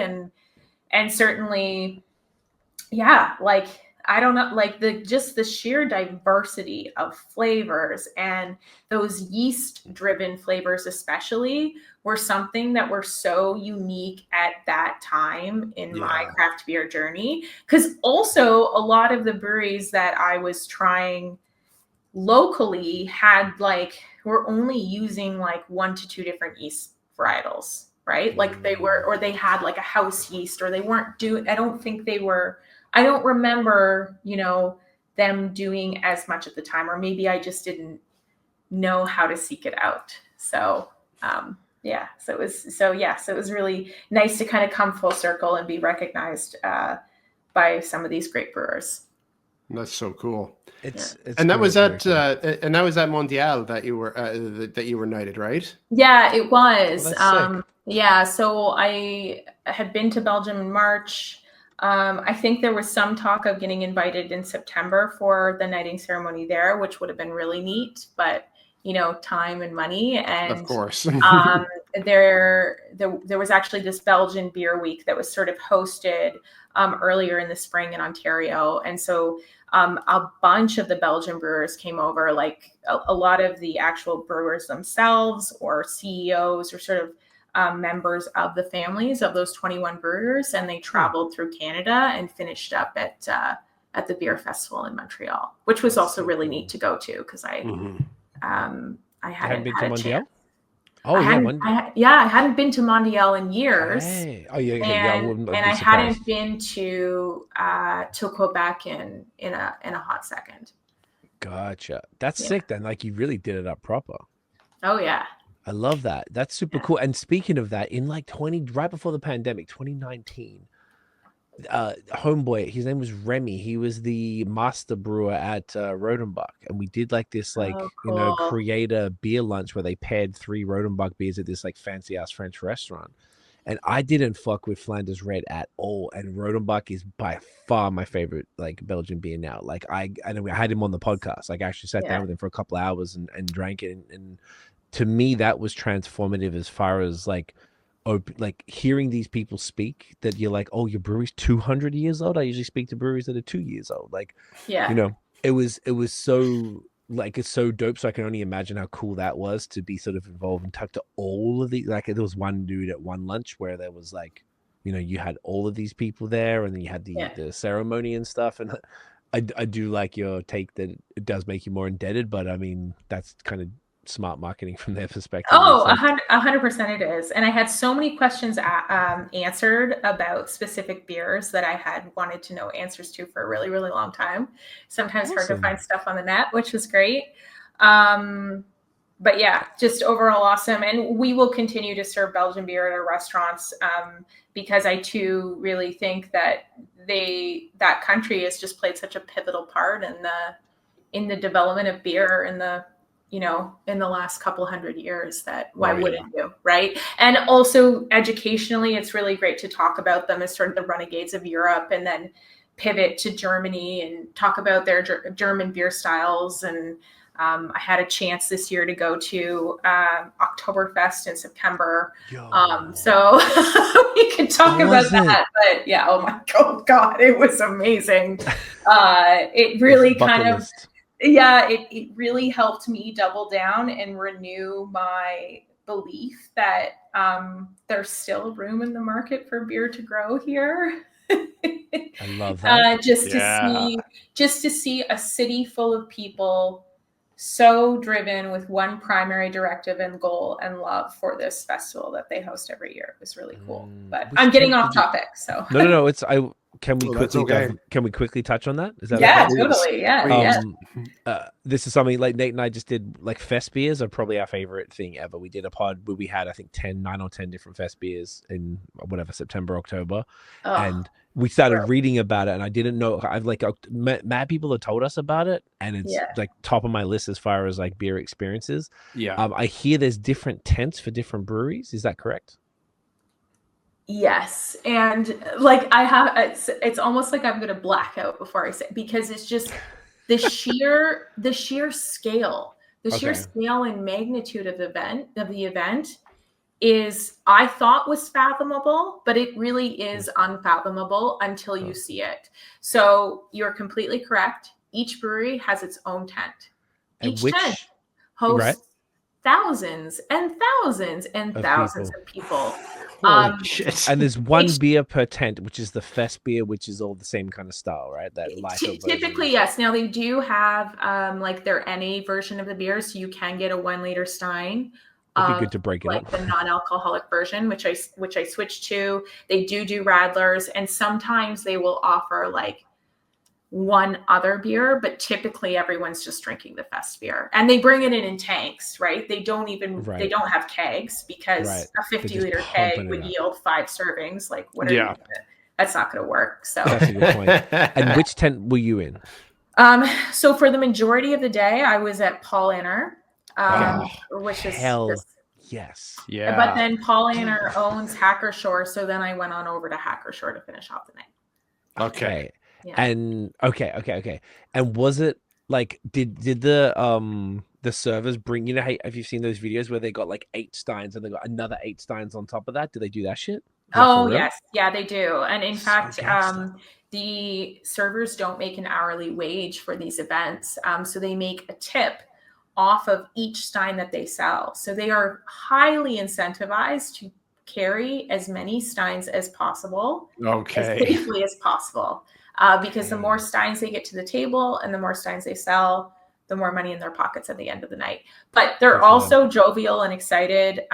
When I got into the airport, it was for opening weekend. So I flew in and arrived on a Friday morning, went into meetings with Paul Anner all throughout Friday, and Saturday the event kicked off, and then I flew out Sunday.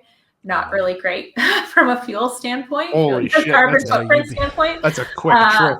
But my point is that when I arrived at the airport, airport staff were dressed in lederhosen and dirndl. So really, and they have nothing to do with the event. It's just, it really takes over the entire city. And there really is this sort of love and excitement about a festival. And the fact that it's a festival that celebrates beer at that magnitude and scale is just wild to me.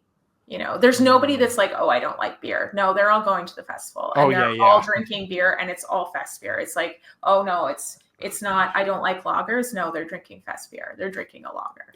I think if you say I don't like beer, I think you get deported at that time of year. Yeah. And rightfully so. Yeah, and they all the parades, the dress, like everything is just done so, for lack of a better word, authentically, because it is authentic, but it's the real deal. So highly recommend you go. I will say Beertown, every year we import German beers for Oktoberfest. And we bring in part because we want to bring in sort of the 1 liter steins, and that's the only time of year that we offer beer in such a large format. So next year we'll be sort of incorporating a little bit of what I learned there and bringing it back to make it more authentic. Is it all fest beers that you serve, or a bit of everything? A little bit of everything. We've been keeping the lists a little bit smaller in the last few years, just because I find, once you have 1 fest beer or 2 fest beers, like people are pretty happy with that. Yeah. And then importation wise, like it's been hard to get Hofbrau's fest beer, so we just bring in their original Munich Helles lager. Gotcha. Yeah. I went to Hofbrau in Buffalo on Friday for the first time. Oh, rad. Have you been? No, but I wanted to go. So that's why I'm like, how does he know? It's so we did this part, the one with the fest beers, and we did all the local one. We basically we do some sort of fall podcast every year where we just get LCBO stuff. Like that's the point of it, to be like everybody can access this stuff. So we finished off with Hofbrau and Paulaner. That's why we were excited to hear that you were at Paulaner. Both of those were fucking amazing. They were the best. They were so good. They were so good. Yeah. They're so good. And then so Hofbrau was like, and then I found out, I think when we were posting about the episode, I found out, I was like, what do you mean Hofbrau House Buffalo, Hofbrau House fucking Melbourne, where I'm from, like all over the world, they got these like pubs that are like owned by the brewery. And I was like, get out of here. So we went on Friday, and it was, they had the only time I've been to Europe was in 20 years ago. It was in all December, so I traveled throughout Europe for 30 days in December. So I only went to Christmas markets in Berlin and Vienna and stuff. They had the authentic German Christmas market outside. They had the dudes with the gear you're talking about playing the fucking, the piano, accordion, and oboes and stuff. And they had pretzels imported from Germany. It was just like, I was like, oh, this is what's up. I'm excited. Like truly authentic AF. Yeah, and I like it because it was that, and then now I'm more excited to go to Beertown to have that. Now just experiencing that, and now that we were like, we've loved fest beers and stuff every year, but I don't think we understood the cultural significance of it, because during that podcast we were reading out BJCP versions of it, and also historical notes about when it started in the 1800s, and then it was a darker beer, then they all changed in like the 70s and da. So like now I'm fascinated that you guys are doing that, which is amazing. And then knowing that there's one over the border, so you can have multiple experiences. It's god tier stuff. I love it. Yeah. I'm excited. Yeah. And keeping on the import trend, like with having Deliria and Delirium Tremens, and that, it's just, I think it's healthy for us to have a little bit of an import portfolio, because you really get to bring the stories from abroad that sometimes are quite different from what's happening here. And the beers, to talk about them in an interesting and a new way. So I highly recommend that you go. If you need contacts, please let me know. I will connect you with the export managers of the breweries, so that you can get tickets, because they're quite hard to get. And oh good lord. Okay, that is duly noted. Yes. That is exciting. Okay, so how do you guys feel about a quick break? As we do, and then I was just thinking that. And then we'll come back for the for some stout time. Yeah, beautiful. All right, we'll be back, and we are back, and we're back. It's time, Jen. It's time for a stout. It's time. It's time for a big one too. I mean, this one's only 7.1, but if you've been around for a while, I hope that you've had this. And if you haven't, I don't know what you've been doing with your life. No, So introducing Mikkeller Beer Geek Breakfast Coffee Stout. So why are we drinking this? This, of course, is not a collab. It's not part of our Collaboration Nation series. But I am proud to say that for the first time ever in Canada, we did pour it on draft at Beertown Public House exclusively this past fall, just right after we actually finished our Oktoberfest celebrations in restaurants. So we did basically 3 weeks of pouring fest beer and serving a ton of really great German style lagers. And then I thought, what would be better than serving some banger like this, and again teaching our teams about sort of an iconic beer that had a really special place in my heart. I think that this beer put Mikkeller on the map very early on. And this is going to be probably, I don't know if you two have ever had Beer Geek Breakfast, but this will taste slightly different. It is done with a different coffee than the last iteration I had. Okay. It was an organic Brazilian bourbon Santos dark roast, and it was brewed, contracted at Wellington Brewery in Guelph. This particular one? This particular one, yeah. Okay, amazing. See, like now after hearing that introduction, I feel like I must have missed out at some point because I have never had this beer before. Oh, really? Have you had anything from Mikkeller before? I have had a bunch from Mikkeller before. Like from like LCBO stuff and from stuff that that Craft Brand Co has put out. But this is interestingly the first of Beer Geek Breakfast that I've had. Oh, very fun. Well, hopefully it won't disappoint. Yeah, maybe it was like it played a stronger role in my mind. But I do remember back like when I was first starting to use like Rate Beer. I don't really use Rate Beer anymore. I think I was using Rate Beer, then I went back to Beer Advocate, then I went back to Rate Beer when I would just like check out beers in the early days. I was shocked that this beer had 100 out of 100, and I had found it. Where did I have it?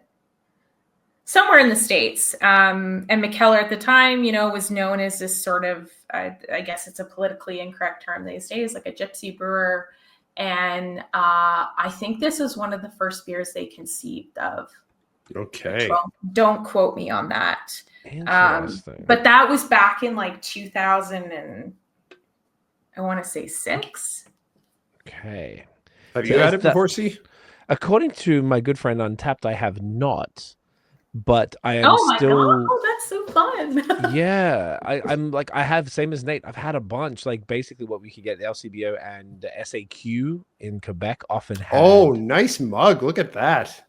Oof! All right, flexing on us. Okay. I really wanted to send you 2 mugs, but we ran out at the restaurants, and we had 3 final ones left, but 2 we had promised to a nerdy beer guest, and we love to do these things called moments of truth. So I drove them out to Whitby to get them to the guest instead of shipping them. Wow!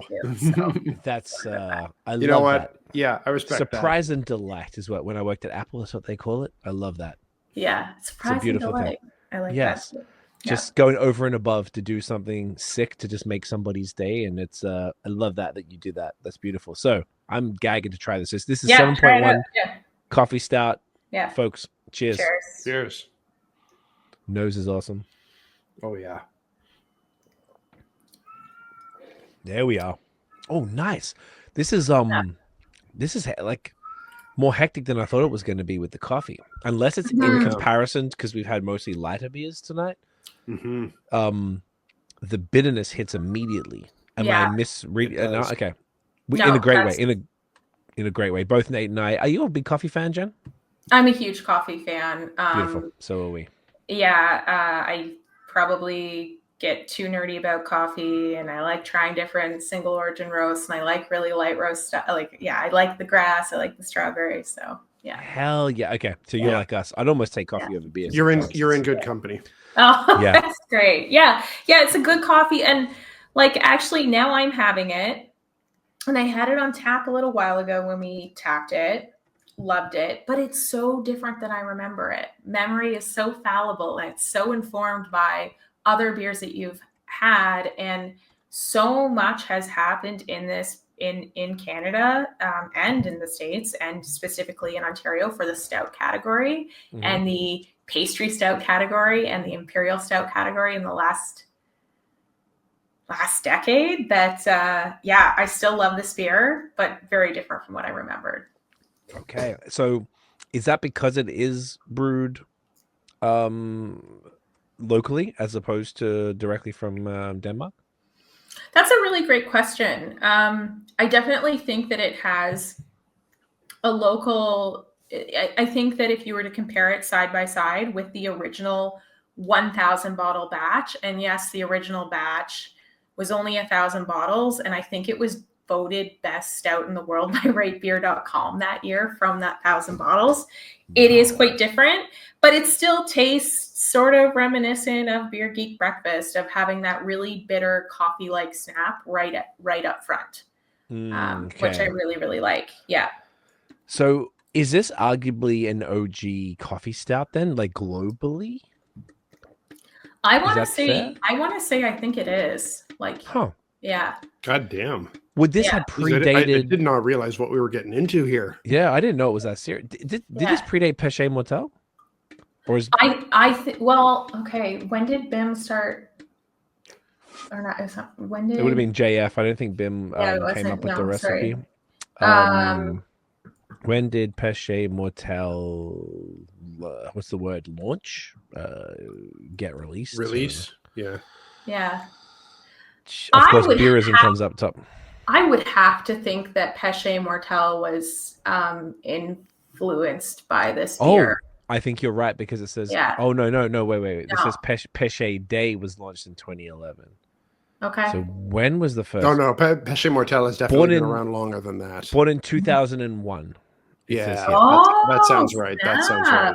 So yeah, so it did predate this. So when I think, but maybe check the date on this because I could be wrong. I'm checking Beer Geek Breakfast, and I think I'm trying to see if it was a date in 2006. So you said this on the Beertown web post on Instagram a month ago. I remember seeing that. I I probably saw the wrote month. that. Yeah. You probably did. Yeah. I think you're right. At the very least, it'd be 2006. I feel like they're not that far behind. And it's potentially, I don't know if Péché got that kind of like mystique. If it came out in 2001, by 2006, was it this fucking lauded after, beer type thing? Or was it?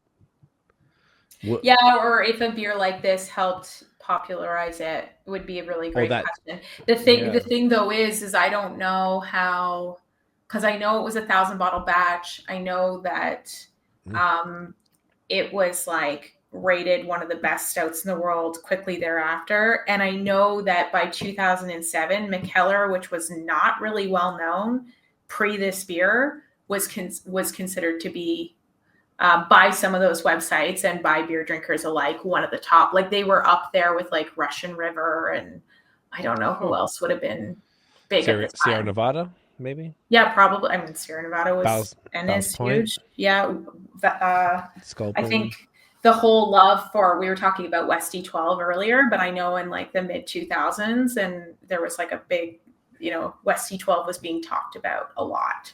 Even then, eh? Okay. Yeah. Huh. It's fascinating because it's almost like the internet maybe wasn't as serious in the 2000s. So it obviously was there and it was popping, but it wasn't to the same extent. So it's almost like it's harder to have this documentation of all of these things we're talking about, like what led to what, like, which beer inspired which and all those type of things. Whereas like it seems like you got into it before us, Jen, but I started the beer selfie thing in 2011. So I was, both of us, I think Nate was around the same time, we were drinking beer beforehand, but just not serious. So if you were drinking that around 2006, you might have a bit more of an idea of like the cultural temperature, perhaps. Yeah, and I don't, because it might have been a few years after that I had it for the first time. So I know that it came out around that time, and I'd have to think back if it was around that time I was drinking it or a few years later. But I do remember having it and being like, whoa, I haven't had. Yeah. But I did not have Péché Mortel until maybe 2011. Okay. Yeah. So it's actually really inspiring and like just amazing to me that it's been around for that long, because I too think that it's a great beer. It's perfection. It's perfection. Yeah. And this is like for a short period of time at Beertown. Oh, you got some kegs? Yeah, we had kegs, and I think I tried to put it on tap full time. Like many, many years ago when we were working with Keep Six, or maybe I had it on tap, but I got enough kegs to feature it at one specific restaurant for a period of time just because I thought it was so great. And then I had a vanilla iteration of it at one point. And oh, you got those? Okay, yeah. They start to do. That's like that's like a Péché day. So that was my favorite day of the year in Montreal. Yo, the funniest shit with that because it was usually, they changed it now and it's like a different time of year. It's like May or something, but it used to be in February. So I used to live like 2 blocks from the Judicial pub on Laurier. So we'd go down and luckily we knew them, otherwise we wouldn't have got in. But there was like 50 people outside minus like 25 because Montreal's brick, and they're waiting outside. Then you go in and there's like vomit all over the urinals because people are drinking 9.5% stouts at 2 p.m. Just like fucking up. Not knowing what they're getting themselves into. I'm like, guys, come on. Like, it's very funny. And like, because that pub isn't massive. I hear it, they expanded now since I left. But yeah, people don't know how to handle themselves around those big boys. Hopefully they're doing a bit better these days. But Péché Day was always fun. You just were in bed by like 8 p.m. It was a wrap. Yeah. And this is like going back to what I said about Oktoberfest. That's one thing I think you'll also be surprised by. Not a lot of security guards. Not a lot of people everyone's having fun. Everyone's clearly, and they keep themselves but they tend to keep themselves at a level. There is a hill that's called Puke Hill in German, but it's like far away, like from the grounds, and you walk by and there's some people passed out, but not that many for the sheer size and scale of the event. So that's impressive. You have a thing or two to learn from. Yeah, no kidding. Yeah. I guess 9.5% coffee stouts are a little different to what 5 or 6% fest beers, but they are served in extraordinary volume. So I mean, though maybe rate of consumption is different too. So I could see Péché Day people just hammering back those stouts. I think it's just the noobs who don't really understand. Like, you got to have that foundation in, and you got to really take it easy. Like, even if you got the foundation, bro, like there's like, sometimes they would have at Montreal at the pub, they would have maybe like 12 variants, and you try to, and you get the 5 ounce. That's the thing. Like, gotta have some food and gotta mix in some waters there for sure, and pace yourself.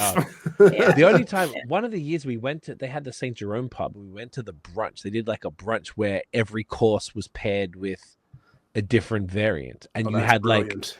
But like I'm talking, it was like 2 ounces or 4, so whatever it was hella small, so you could actually try all of them at a reasonable rate whilst eating. And then they would always, like, I think one time they fucked up and they had like a mad delay with the food, so then they gave everybody like a full pour of the OG Péché to keep you going. It was damn, that was super fun.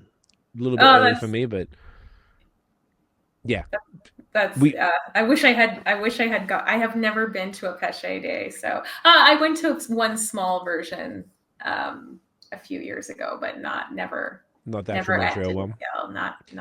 Speaking of tap takeovers, so speaking of that, I was kind of thinking as we were saying, because I know the Godspeed always does it because of BAM, as you mentioned. Yeah. So Godspeed have it. Volo typically has it here in Toronto. Yeah.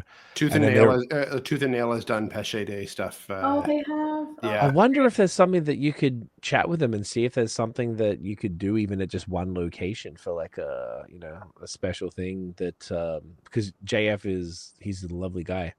I mean, we would love to. I think again, like it's such a great beer.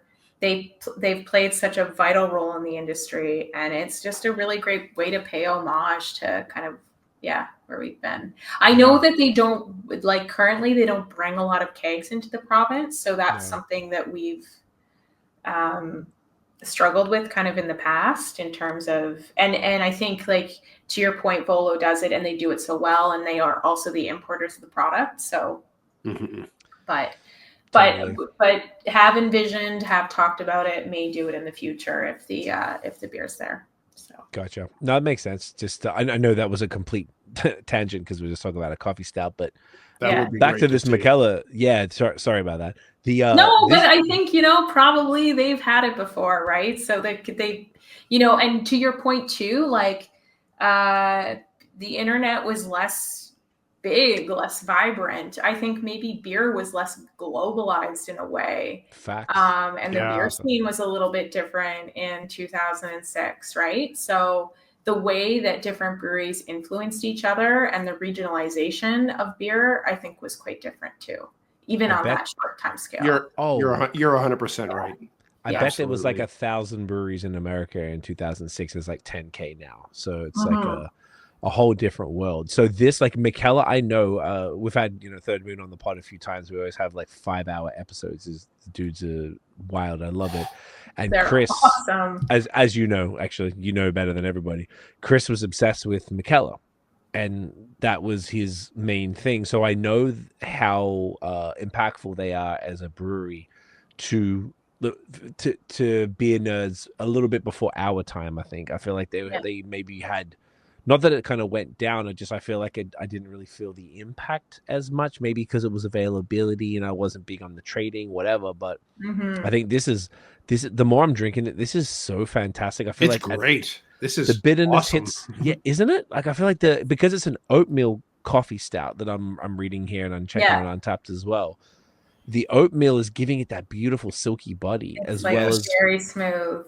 And then there's this weird juxtaposition of the smoothness against the bite of the coffee up front. Yes, but there's I think the oats and the malt bill are giving it some sweetness too. That also, so there's the silkiness, a little just enough sweetness, and then the bitterness. But the bitterness kind of like seems to downplay itself after you get used to it and your palate sort of adjusts a bit. And it's just this is a fantastic experience. Oh, this is brilliant. And I kind of like the thing I always have, like I used to get Nate every time we would do a little beer trade, or he'd send stuff because his parents lived not too far from me. We would do a little thing. I'd be like, dude, can you get me a 4-pack of Pechet? So I got a bunch in the cellar right now. I don't drink it as much just because it's 9.5. Yeah. I don't always have the bandwidth for that. But at something like this is 7.1. This is the kind of thing I could get down with on a regular night when I'm drinking other stuff, as opposed to like just big dog, stout. I have like a night of the week where I would do typically like all the big beers, anything like 10% plus, and that's all I drink that night. Otherwise, the cellar will just continue to just slowly die. My cellar's in this state of death. So yeah, I know. That's the only way around it. It's the beer graveyard. That's what happens to the best of us. Yeah, you just do your best and you keep pushing through. That was the way I found to get through it. But something like this is something that you could easily throw in, to a regular session, which I quite like because I find that I'm craving these flavors, but I don't see a lot of.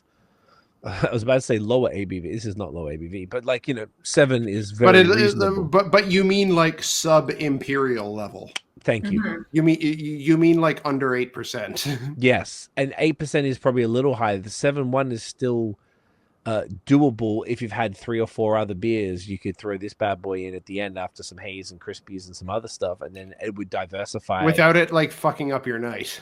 Exactly. Yeah. Because that's how I used to do it. That's why I do the big ones on one night. I used to always get messed up. I'm like, what's my problem? And that was the way to sort of like separate those larger beers and then sort of experience them without having to worry about like, oh, I just had 4 beers before. Now I'm having a 15.3%, double triple barrel aged stout type shit. Yeah. Which never went down super well. So now is the way to do it. But I'm very much appreciative of around this ABV and like between like 5 and 7 stouts like this, in particular with this much flavor. That's kind of what I'm trying to get at. Like this is very reminiscent, maybe hence the big Pechet tangent, but there isn't many coffee stouts of that caliber. I think obviously now you're positioning this as a kind of arguably legendary and very influential coffee stout. Absolutely can see why. And this is even cooler that Wellington did such a phenomenal job brewing this. I can't imagine this being easy to do. No, and I had hoped Mike, because I did message Mike. So Mike Laba is the founder of Craft Brewing Co. He also played a pivotal role in the opening of Brunswick Beer Works, which is a big contract facility in Toronto.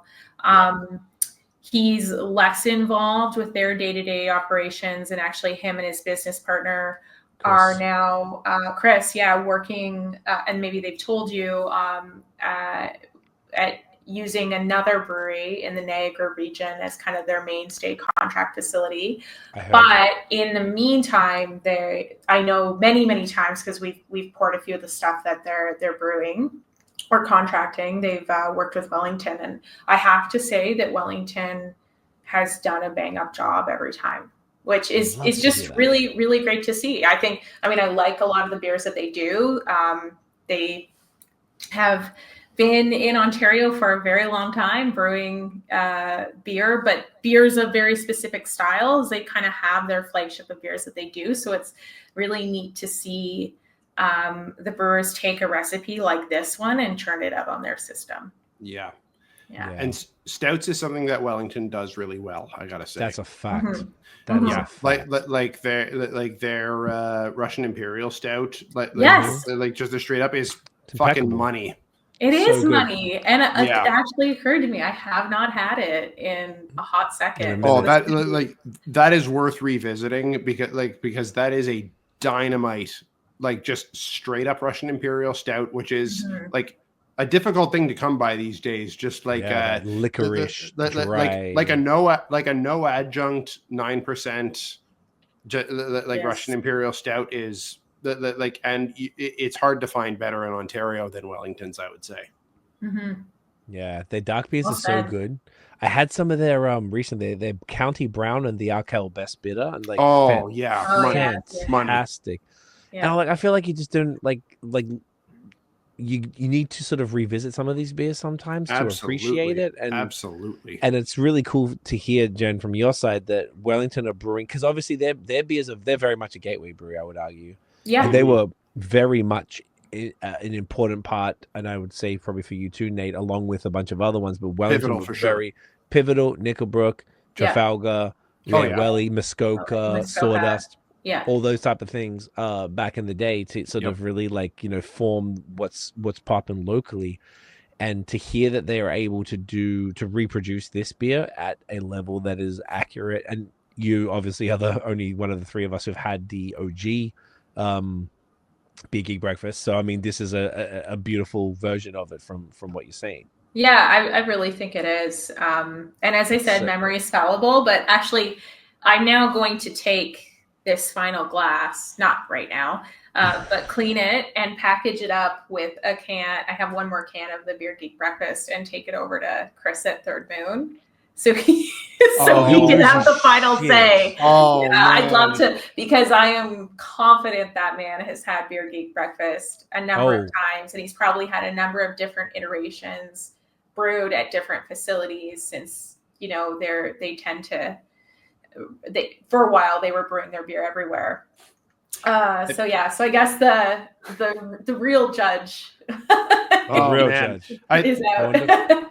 I love wonder- Chris, but now I'm super jealous. So fuck that guy. Fuck that guy. Chris is over for you, bro. I'm just kidding. I'm just kidding, Chris. I still love you, I'll see if I can find his. even though I'm jealous. I wonder if can I do that on Untappd? Can I see? Oh, I can see what beers he's got. Search. Yes. Okay, I can actually see. Maybe I'll eat my words, but I would be shocked if he has not had this. Oh beer. no, I think you're. Oh, I'm certain he has. 50,000%. You're right. Correct. I'm certain you're right. When we did the first pod, okay, so the Beer Geek Breakfast, I have to. Okay, you said you thought he might have had some variants. Yeah. Wow! Oh my god! To make it a bit clearer. Yeah. So that's how many he's had. Of That's Jesus great. Christ! So, Yeah. Jen, you are not exaggerating. Beer Geek Fudgesicle BA Bourbon, Vanilla Shake Barrel Aged Whiskey, Cocoa Shake, MBCC Anniversary Breakfast Porter, Yeah. etc. There's probably like 30 here.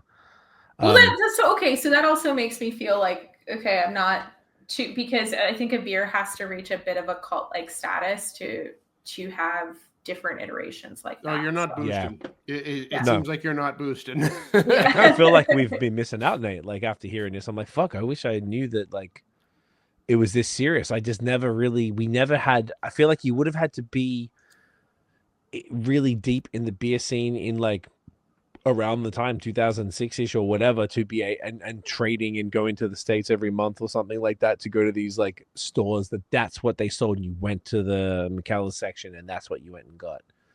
Yeah, and for me, You know what I'm saying? I did do beer trading. So that was like, I used to love going on Beer Advocate and writing little reviews. And I never really, I promote Untappd a lot in our restaurants because we were one of the first set of like licensees. Like I actually approached Untappd before they had the application for restaurants to use. Huh. And and I'm sure like a lot of people were approaching them at the time. But so we were early adopters of kind of integrating some of our menus with Untappd. And then when they launched Untappd for restaurants, it was like, okay, great. Or when they launched it for Canada, I think there was maybe different timelines for the US and Canadian release. But I digress. The point is I never really used Untappd all that much. But I did in the early days go online on my web browser and check out Beer Advocate and Rate Beer all the time. And I did a lot of beer trading. So maybe that's how I came across this. I can't remember. I would say that sounds quite valid. I find Untappd like a cool resource. I think it's got like obviously pros and cons, but I find it's like a cool way to just keep track of what you're doing. That's why I'm going back and re-putting in my things. 100%. Yeah. Just so I know if I've had it. And it's like, I like stats. Like I got the Apple Watch with the scale, and like, so I can weigh myself every morning, and it syncs up to an app. And like, I got they do the Apple Fitness Plus, and I see how many calories I'm burning per day and all that bullshit. Yeah. It's nice to have stats on what you're up to, so you can just measurement. Obviously, Nate, that's your world too, numbers and stuff like. Absolutely, it is. I like data. And it's nice. Yeah, and I used to be all about that too, and I did like it for that. It's Untappd is it's a touchy subject. I know. Sorry. Really, not. Oh my God! No! Don't be. It's, not a bad thing. Just this is general. like this is something that we go back and forth on, because I used to be big into Untappd as well, and I eventually got rid of it, and it was a whole conversation in our friend group. We don't need to break that down right now. It definitely has its uses for sure. It definitely has its values, and it definitely has its problematic elements as well, for sure. Yeah. Well, the first thing that I do, I mean, and I may be unaware of some of the other problematic elements, but anytime we do a beer academy, when we're opening a beer town, I'll host a beer academy. It's a 2 to 3 day thing. I'll say, everyone get up your phones, not mandatory, but if you'd like, download Untappd. We do use it in our restaurants. So if this is your first foray or journey into beer, this will be a great way for you to track what you had tonight. And remember that the information is user generated. So the things I'm going to say are going to trump what you're reading on the app. And I got rid of it personally just because I found that I was so obsessed early on with like rating the beers and writing these long descriptions and like taking pictures, and then I was not like socially present with my friend group. But that's a me thing, it's not an app thing. But I totally agree. I think it's a really great way to track beer. That's one of the same reasons that I got rid of it personally as well. And I agree. Like it certainly has its values on that front for being able to track it if that's something that you're into. Yeah. The only thing sorry. No, Jen, please, you first. I was just going to say, one surprising thing about it, or something I learned about adjudicating beer that was like outside of like formal adjudication, that's something you just pick up when you're part of beer culture, is like, I don't know when I picked this up, but very early on in my journey with beer, it was like, okay, I'm going to rate a beer based sort of on its style, or kind of what I would expect of the style, and not if I just like hate it or love it, like ipso facto. And the first time I had our staff download Untappd, more recently for one of our Beertown openings, I forgot to tell them that pivotal fact. And I forgot that some of them had never had a sour before. They had never had a stout before. They'd never had an IPA before. And they would rate the beers based on their initial impression. Right. and I may have accidentally contributed to some really bad Bone Tree ratings. So just to circle back, I'm sorry, Chris. And it was simply because I think the first IPA they ever had was Bone Tree. And if you've never had an IPA and you don't know what you're about to taste, it could be overwhelming. Yeah. It could be. And that's something that we talk about a lot. Like I was telling Nate, there's this one dude that hit me up. I just follow him on Untappd, and we seem to drink a lot of the same beers, a lot of Third Moon, Badlands, Willowbow, all that type of fun stuff. Counterpart, and he messaged me. He's like, "Hey man, I noticed your ratings are kind of like my average rating is like 4 point something." He's like, "I noticed you rate things pretty high." I'm like, "Yeah, I do because I drink a lot of fucking good beer." He's like, "Yeah, same." And then I'm like, "There's other dudes on there." Without saying names of people that just rate everything horrendously low, like their scale of rating is different individually. I respect that, but I feel like there's and maybe it's because we have the podcast, but I feel like it's like an obligation to the breweries that like I'm not overrating things that I like. If it's whack, it's whack. But Bebo said on the pod, like you kind of like live and die by Untappd, unfortunately. Well, and that's like And I maybe don't to go like back to some like hidden things. I don't know, Nate, fully what you were alluding to about like with getting rid of it, but like Short Finger too. Rob has like a shirt, and the back of the shirt is 5 stars, and it's like a 1-star rating with the quote for one of his, in my opinion, one greatest beers. Right. And I think, there is a really pivotal question as to whether users have an obligation to their ratings and to the breweries that they're rating, and what the app means for breweries. So so that was like very like that is basically exactly the reason that I decided to drop it, and funnily enough, and Rob's not the only one who's done that. Because that's what I was just about to say. So, like Cinquième Baron, one of our favorite breweries in Quebec, over in Elmer, they've got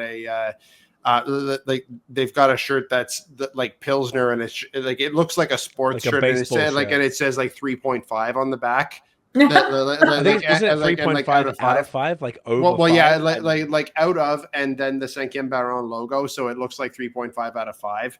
No. And it was just because like anything that's a Pilsner just ends up being 3.5 kind of thing, which is wild. It's fucking whack, but it happens all the time. And that was just kind of the thing of like that seems to happen all the time with Untappd. It's just one of it's just one of those things that there are a certain type, and it's a pretty overwhelming majority of people who will rate any hazy IPA 4.25 or above, or Imperial Stout 4.25 or above, and they'll rate anything that's a lager 3.5 or less. Yeah, and there's just something problematic about that, especially in a time where lots of breweries like Third Moon and the like live and die by Untappd. Yeah. Your camera's frozen, by the way, Nate. Yeah, I know. It's because I need to change the battery, and I just wanted to get that thought out. But I didn't want to try to get that thought out while I was changing my battery. But no, it was important, and it's like, there's definitely pros and cons to it all, and I like that. Even I was looking at this earlier. We're talking about the Bellwoods menu here, and that you're saying, you go to beertown.ca and you can actually check out Untappd or beertown.ca for what's actually pouring in each individual place, and like. I find that happens a lot more in the States. Like Third Moon they're one of the breweries, and we keep referring to them, I guess, because it's a big tie-in with Beertown, but they have the screen in the brewery, and the screen's got all of the stuff on there. And like my favorite bottle shop in Lewiston, like Brewed and Bottled, I go there once a month, and they have the same thing. All their menu is on Untappd, and every time someone checks in, their little face comes up on the bottom and what you checked into and stuff. So there's like really cool benefits to it. But then you get the people, like you said, that could bring the ratings down. Like if there's one person who rates a beer that's killing it, and they rated it 1 star or something because they're like, yeah, like good IPA, but I don't like IPAs. Boom, 1 star. I'm like, oh man, like I feel like people don't know the impact of what that does to breweries, because I've heard the word, and maybe you could speak to this, Jan. Apparently, because I don't look at the rating, I rate for myself, and now because I was really lit, and they had a Black Friday sale, so I was like, fuck it, I'm gonna pay for the year because I just want to check in my old stuff. I don't care because when you pay for it, you get like 0.1 as opposed to 0.25 for the rating, so you can be more specific. Yeah, and I don't look at what other people rate beers. When I buy the beers, I'm like, is it fresh? Is it from a brewery that I like? Sweet. Like, cool. Like, I don't check what other people say because people everyone has their own rating system, right? So some people might just have a lower skew, some people might have a higher skew, like myself. So then apparently people rock up to the bar and they'd be like, oh, hang on, the bartender's like, hey, what do you need? I'm like, hang on a sec, let me check. Untappd. Oh, that one's got 3.93. Oh, I don't drink anything under 4 stars. Like, do you see that at all? I know you're not behind the bar and such, but have you been exposed to that? Well, a little bit.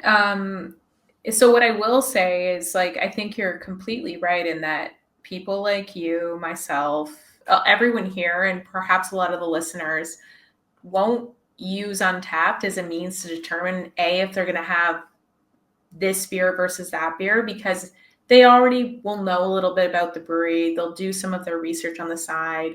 They're in the beer scene and they kind of like really get it. I think there's people on the periphery that are just entering beer culture that use it as a rating system and a guide to determine what they're going to drink. And certainly I saw that. We don't see it all that often, but I know that it must happen because breweries talk about it all the time. Yeah. I hear them talk about it. They put it on shirts. And speaking of this past year, we opened 2 more Beertown locations. And one of the things that I love and hate about how small we still are and how we're still growing and we're still figuring out is that I work behind the bar each and every open. So I'm back there, and sometimes it's only for 3 to 4 days. Like, I'll train the bar team 2 weeks leading up every single day. And then opening weekend, I'm there. Sometimes I'm in more of a supervisor role, or I'll work at Expo, but sometimes I'm behind the beer pouring glasses of beer, teaching our staff how to pour a proper delirium tremens because the pour line is so low. And yes, remind the guests that that's the pour line. It's 33 centiliters. But yes, Beertown London White Oaks had a guest come up. They checked Untappd and then they ordered the beer. And I really had to bite my lip at saying anything about it until they got their beer in front of them and we engaged in a friendly conversation. And then we actually talked about the politics of Untappd. But so the answer is yes, it does happen. I don't know how often. Yeah. Mm-hmm. Yeah. It's a blessing and a curse from what we understand and from the way the breweries express it to us. And like, it seems like it could be very cool at certain times, and the things that it contributes to breweries and the interest that it gives people. Cause like, maybe if it's almost gamifying things, like everything that works, like gamify all the things like streaks, Duolingo, insight timer for meditation, all this shit that I have every fucking day that I have to do. It's all because of goddamn, I got to keep my streak. I'm on like 1,700 days in a row of meditation. So I'm like, I can't not do it. Or Duolingo, I'm at like 600 days. So like Untappd it plays, oh, I want this badge. Oh, this thing's coming up. I need to go, and it's cool because it keeps people interested in beer, but then it can also bring out that kind of snobbery, kind of like pretentious side of some people who don't think of breweries as family-owned businesses, which the vast majority of them are. Like, and even you were talking about these big Belgian breweries are still family-owned businesses. Mm-hmm. Small businesses are the backbone of society. Like, we have to be honest with that. And breweries are community hubs. So, like, disrespecting their products, even if you don't like it, I feel like there's got to be, and maybe this is just us. I imagine, I know, Nate, you don't participate in Untappd, but I know you agree with this, that like, I feel like I feel like we have a responsibility to be respectful and to be also like not so harsh, because I'm like, the people who are judging this, how many professional grade beers have you made, my guy? Like, yeah. Well, and not too that many. is and to be clear, that is exactly one of the reasons that I decided to stop participating was that like I was seeing the way people use the platform as a way of just expressing their personal opinion, and they might think that that's not that's just a thing that they do for themselves. That it's just like, well, like this is what I think of it. This is like this is how I use the app. But I'm like, no, it's not just that though. Like, it's not just your own personal spreadsheet. This actually impacts people's business and their and their livelihoods. So and for the record, like, I don't judge anyone who who uses the app. I don't want to because it I don't judge anyone who uses the app because it does have positive impacts on on breweries as well. So like I gotta say that too. But like that's one of the reasons that I don't like the app is because people use it for personal reasons and they think that their own personal ratings are just their own personal ratings. But that's really not the case. It really it has real life implications on people's businesses and therefore their livelihoods. So it's more impactful than just how you feel about one beer. Yeah. That said, I think like in every stage of how beer culture in North America has evolved since the internet, there has been some sort of rating system that is somewhat user generated, right? Yep. You're right. Yeah, Beer Advocate, rate beer. Yeah, that's like that's what I use Beer Advocate way more than I ever used Untappd, because for me, I was new. I was trying to learn about beer. OG, yeah. So I don't know. Maybe it's just like one evil will replace the other if it is an evil. But by by the same token, there's a lot of good to it. And for us, it's a very now having the menu integration into our websites is like a really sweet, easy right? way to keep it up to date. Exactly what we're currently pouring and do it in a way that allows the breweries to have some semblance of control over the menu. They don't get to have control over the rating, but the brewery, if they want, and if they're managing Untappd, they get to enter the beer credentials. So they get to add the beer to the platform. They get to put the appropriate ABV. They get to choose whether or not they want to list IBUs. The image, the description. I love it when they do that. That is great. Yeah. That is great. I hate it when they don't do it. No, me too. It drives me nuts. I you can get into menu curation and how you choose to list beer styles, and that's a whole other topic, right? As a beer list curator, you must love it. You must love it when they're when they're very involved in it on Untappd and kind of get very frustrated when they're very hands off with it. Yeah, or they just don't put the descriptions. I never thought of it. Keep going, Jen. But I just wanted to quickly say that I never thought of the value of it. I look at it because I'm writing reviews and doing a little selfies thing, which is just for myself. But the having not, because I'm like, oh, it's not here on Untappd. Fuck, now I got to go to Instagram and find when the beer was launched and then find the post that tells me what hops it are and da-da-da. Yeah. Whereas that drives me nuts. I always just put it there, man. If you're already going to put it up there, put the picture with the label, make it proper. Just put all the information there so that people can do it, even if it's a necessary evil and you don't like it. You know people are going to use it. But more importantly, a licensee is going to leverage Untappd for their menu. And therefore, you are doing the licensee a disservice by not having that information there. And then by nature of that, the consumer from the licensee, even if they don't know who you are, they could discover you. But like, oh, description, empty. Oh, beer, 4.5 pale ale. I'm like, okay, I don't really know much about this. And I'm just going to skip it. What else is there? Like, people are that fickle. You have to remove friction. It's like social media. You have to have everything right there, and if they don't, there's a million other things that they can do. And an establishment like ours or our group of restaurants, I'm leading the charge. Like, when the beer's not there, I go out of my way. I go onto the Instagram, I contact the brewer, I run by the style listing with them, because I might want to list the style differently than they might list it. I like to check up on those things, but not everyone's going to do that. And I don't mind putting in that work. So for me, it's less about, oh, great, the brewery's uploaded that information. It's more that if they've uploaded it, I have the assurance that it's what they want put out into the world. Yeah. That I can then take that info, and sometimes I do change the style listing a little bit, because the Untappd style listings are slightly different and categorized slightly differently than BJCP or the way that we list it. So I'll modify it so that it fits within kind of our framework. But then at least I know that the information I'm putting out into the world is what the brewery wants. And I think that's important, because at the end of the day, we're selling their product. So yeah.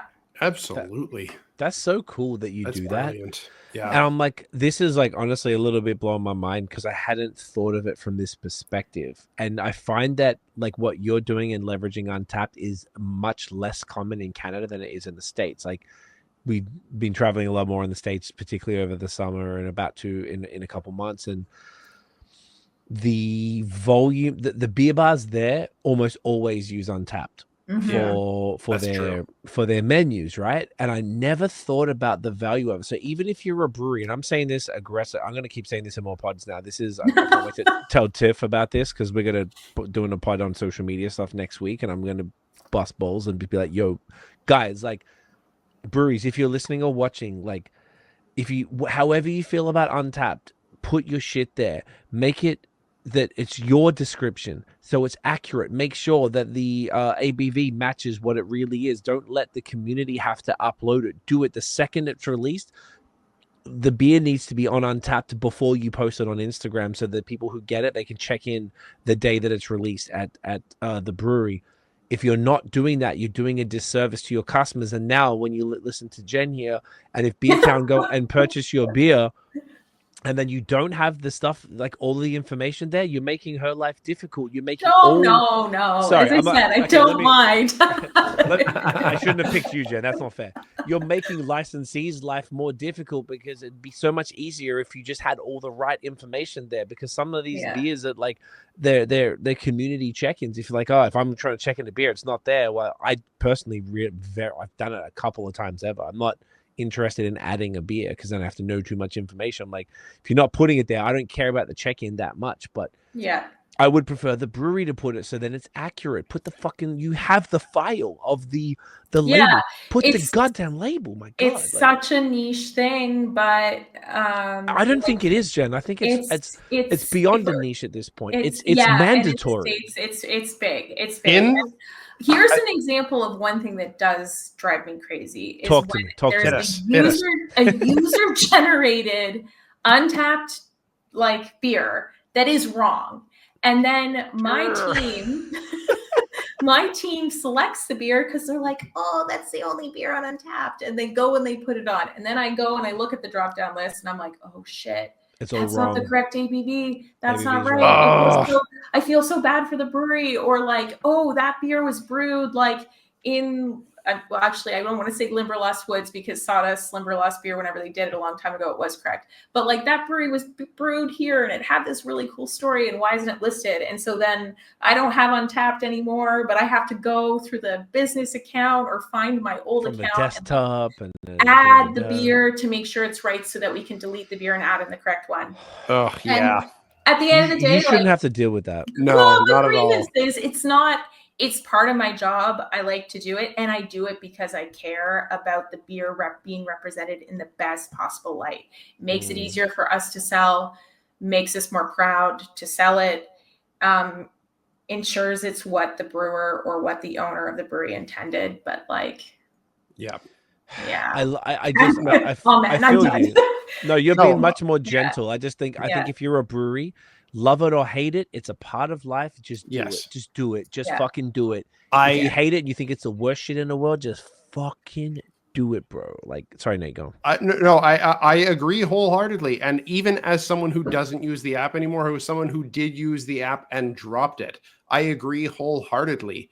It is a reality of the industry right now, and you've got to do yourself a favor by at least being in control of how your product is represented on the app. Thank you. Yes. That is such the simplest way to do it. It's control. I'm OCD. I love control. I'm an Aries. I'm crazy. I like control of shit. If somebody is trying to control my shit, I'm not into it. I don't like that. Like if it's my business and it was my product, you best believe I'm going to control that. Like you've got to show up. Yeah, you've got to show up where your customers are living, and in beer that is on Untappd. So love it or hate it, and I kind of hate it. That's why I got that's why I got rid of it. But that is a reality of where the customers are. So as a business owner in that scene, you've got to show up there. You have to.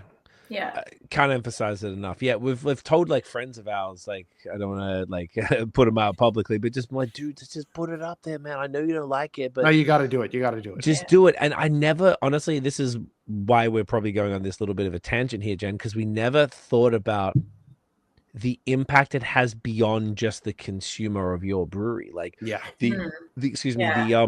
the curated list of licensees who use it, and it's so much bigger like south of the border, sure, but like it's happening more and more here because it's just ease of use. It's just so much easier to be like, hey, check out the menu, I can compile it here, I don't have to change the website too much, it's just a matter of changing an API, boom boom, very very easy.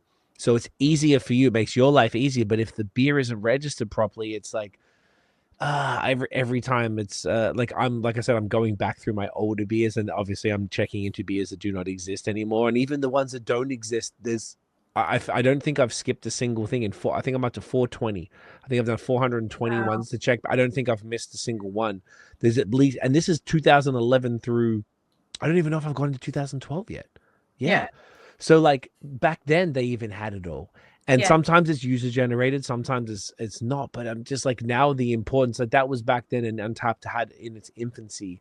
That's why I didn't use it. I think it took me a while. My people kept like, dude, use this. I'm like, oh, I don't want to do it as one more step. But it's become. I used to make a physical spreadsheet. You mentioned a spreadsheet. I physically used to post it on Tumblr. And then you did that? I went on Tumblr and I copied and pasted it into a spreadsheet. I and just have my little synced. personal spreadsheet. So you did the same. We did the same thing. Yeah. And I had to send it to my phone to go into the files thing. And it was like a whole manual thing. And that was the only way that I was able to manage it until Untappd was like, oh, this is actually just as good. I'm good. I can actually like keep track of what I've had and what I haven't had. And then also, like we were talking earlier, like, one of my favorite things to use on tap, I know this is becoming a whole Untappd segment, but the favorite thing to use it for is the volume of beer. So I check into every beer I've had. The number one beer, like you can do a thing where you look at your own beers and you can do by volume of check-ins. So the number one beer I've had was Libra Pale Ale, I believe, like the non-alcoholic, because Tiff and I are big on the non-alcs. But the most check-ins I've had to an alcoholic beer is Bellwoods Bellweiser by far. That's very cool. I'm like, and I look at my like top 10 beers that I've checked into the most volume, like, oh, this is sick. Whoops. And I'm like, that's awesome. And it's just like, it's data. It's fun. I'm like, oh wow, I've had that beer more than anyone. Wow, I wouldn't have picked that. Like it's just interesting to look at and just to really like check the data. So I just feel like it would behoove a brewery to spend just a little bit of time. You don't have to even pay Untappd, I don't think. Maybe they do require it, but if they you would probably know better than us about that. I don't know do you have to pay to do it, or you can do it for free? So I know as a distinct user, and maybe this has changed because I haven't had to do it in a while. And again, I don't use my account, and my account is very anonymous, so people don't know it's me. But from my account, I've been able to add beers as a distinct user. I think if you are a brewery and you want to claim the account, and then there's some add-ons, maybe you have to pay. And at the end of the day, Untappd, which is, I think now goes by Nextglass, like the Nextglass owns like a couple of different software apps, is very much incentivized to have memberships because that's partially how they make money. So I wouldn't be surprised if they found a way to charge breweries. But I think there is still some entry-level way to do it. Like, even if you didn't claim the brewery or have the account, you could still add beers as an individual user and just have your social gal or be the owner of the brewery. And as an individual user, I've even taken like pictures, like screenshots from Instagram from the brewery and added them for the label so that it looks like the brewery made it, or so not so that it looks like they made it, but so that it's the best, more official, the best representation of that beer. Yeah. See, you're an example of a fantastic user right there. Yeah, like that is over and above, but the vast majority of people aren't going to do that, and the expectation would be that the business itself. And if you have to pay, like I'm not like into it, but it seems like it's like an industry cost. I don't know. I have a business and there's a bunch of stuff that I have to pay for that maybe I don't love, but you just got to do it because it's a part of the thing that you're in. It just is what it is. So it's an interesting part of craft beer that's becoming stronger and bigger and more important as time goes on. And I think that this little tangent has sort of really illustrated the importance of why you should do that. And I don't know if we've ever like emphasized it to this to this level before, but I'm like, you know, Nate and I have told friends of ours privately, like, just do it. And like, I think it's a great example hearing it from someone like Nate who doesn't use the app and doesn't particularly love it, but also sees the value in it. And that's really what it could come down to for a brewery. So I know we have a lot of industry folks who do watch and listen. So I think that if you take that away from this, then that's valuable. What I was going to say, I know you mentioned the 2 new beer towns. I'd love to hear about that more. Do you guys cool with a quick break, and then we'll dive into that and bring it on home? Yeah, that sounds good. Yeah, perfect. All right, we're back in a sec. We are back. We're back again. So, Jen, I know we had our massive Untappd tangent, but along amongst those conversations that you did mention that there was a couple of new openings of Beertown recently. Could you speak to those at all?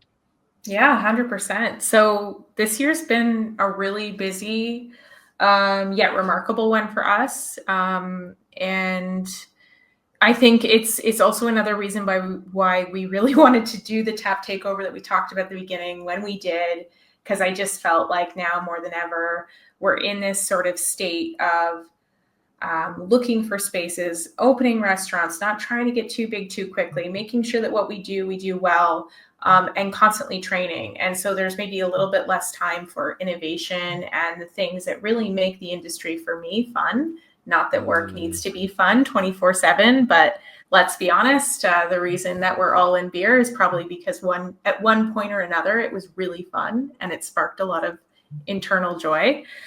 So kicking things off this past year, in January, we acquired really kind of what was a legacy business in Kitchener-Waterloo. It's called Soleil Restaurant and Wine Bar. And I wouldn't normally mention it on this podcast because the beer portfolio there is a little bit smaller. It's a little bit tighter.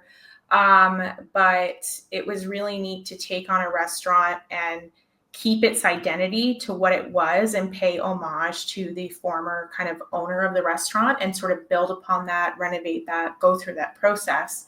And then in that process, we brought on, a small import portfolio, but the timing of the reopening aligned with when the Belgian Brewers came to visit Canada for my knighthood. And so we actually hosted a beer dinner there. So it was just like really weird to have all these like iconic Belgian brewers with all these iconic Belgian brands that I had growing up, just hanging out in Waterloo, Ontario, at Soleil Restaurant and Wine Bar, which is a 2-minute walk from Beertown, Waterloo, which was the second beer town we ever opened.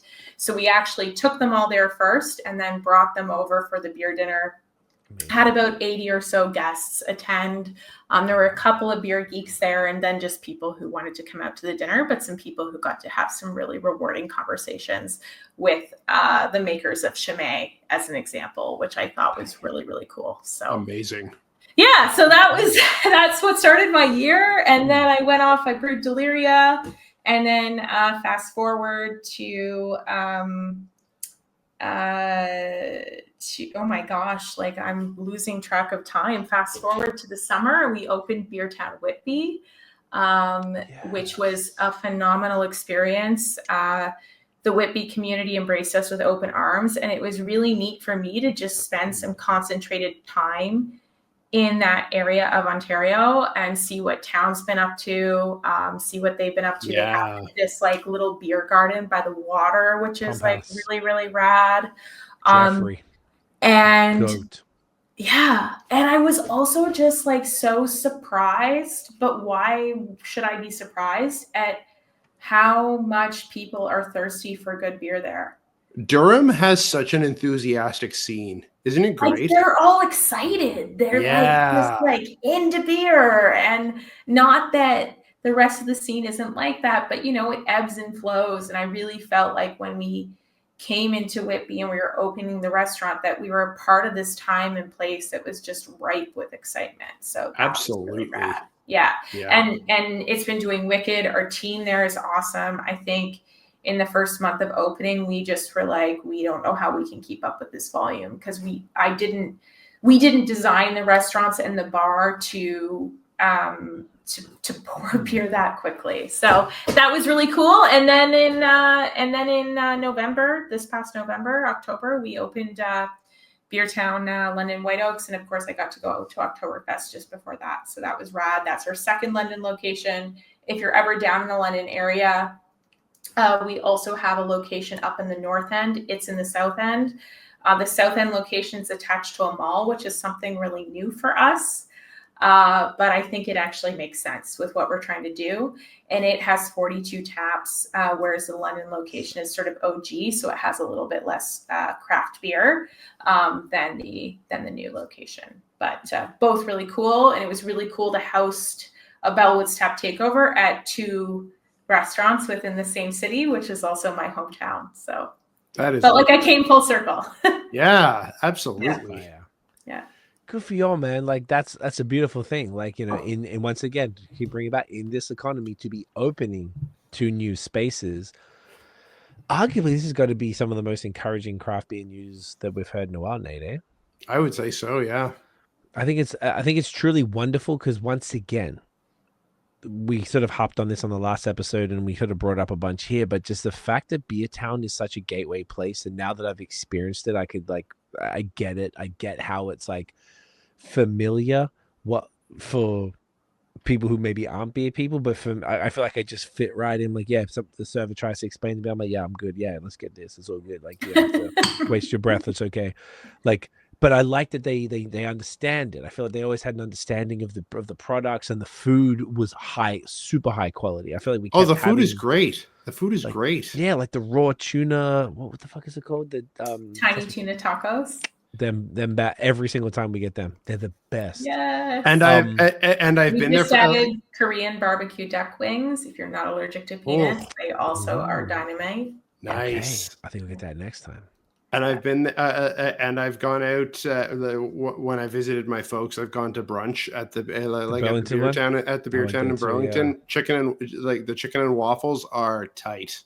Oh, okay, brunch. Yes, but just like it's so encouraging to know that they're really, what you're doing is the Lord's work for beer, as far as like you are introducing new folks to craft beer, which is inherently like not even like a kind of, so like it's absolutely directly correlated to pushing up the industry. Like there's no discussion on that. I really feel like what you're doing is so incredibly important, because you're propping up all types of breweries, from like people like super hype like Third Moon or Town, to like super niche like Short Finger, to like just, and then everybody else, like every different type of brewery you can think of, and Sawdust and fucking you name it across the board. They're all there, and there's so many options, and you're introducing new people and new places to craft beer, and then that's just only going to get them more excited about it. And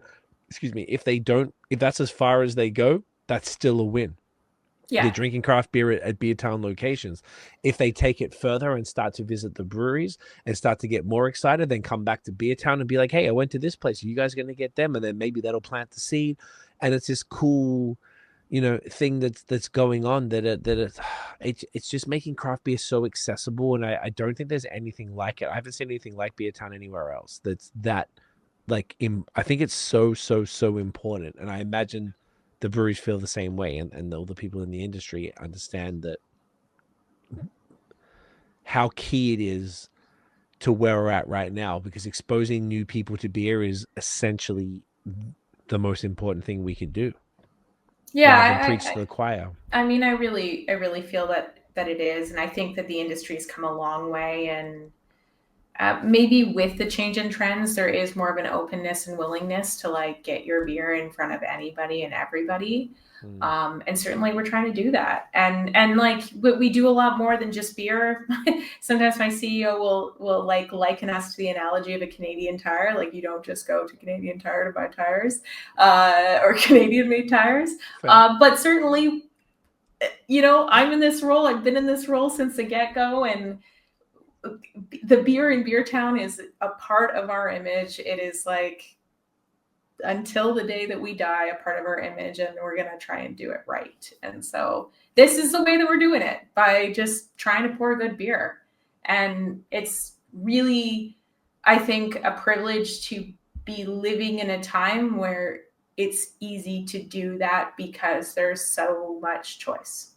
So thank you to all the breweries that we work with, because it's fun. I love it. You got a great thing going on there. This is so fun, Jen. I feel like you're one of our favorite guests. Like it was easily one of the most fun podcasts last year, and I think we just did exactly the same this year. It's just a pleasure chatting. Absolutely. Yeah. Well, Super thank you. Fountain of knowledge.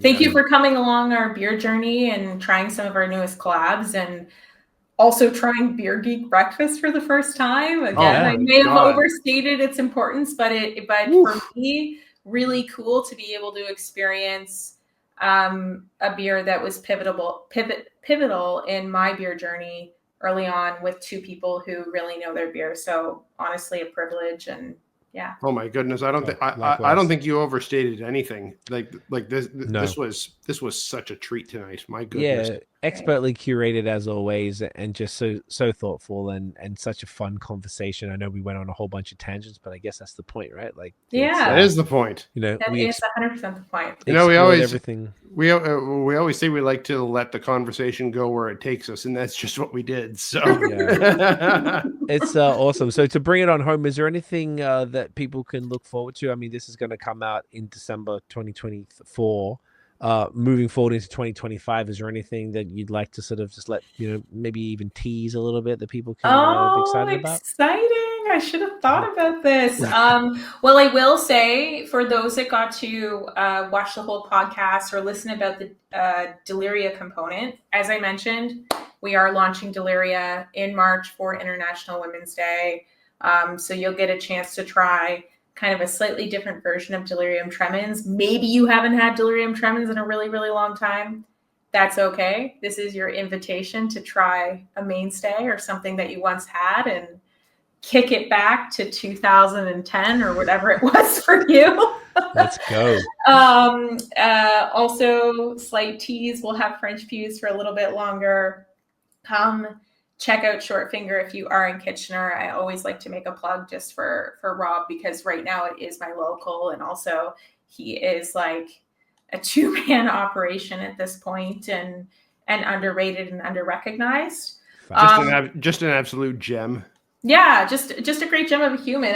He did leave you 2 other beers for you to try. The Dinosaurs Will Die, which is an homage to Half Hours on Earth and Seaford. Yeah. R.I.P. It's not a collab. It's just an homage, which I thought was really cool. His beer descriptions are always really smart and neat, and very representative of kind of the evolution of the industry. And then I haven't had this Saison, but it's a Saison mixed with a cider, with Rebel cider. So Tariq from Guelph worked with him on it.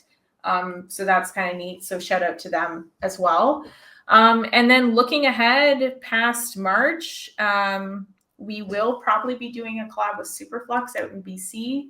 Gang. Don't want to overstate that. That's what we're planning. Still in the planning stages. So hopefully that comes through. And then for us, it's really business as usual. We're just going to continue to pour great beer, keep our rotational list strong, and try to make sure that if you come through our doors, you have a great time. I love it.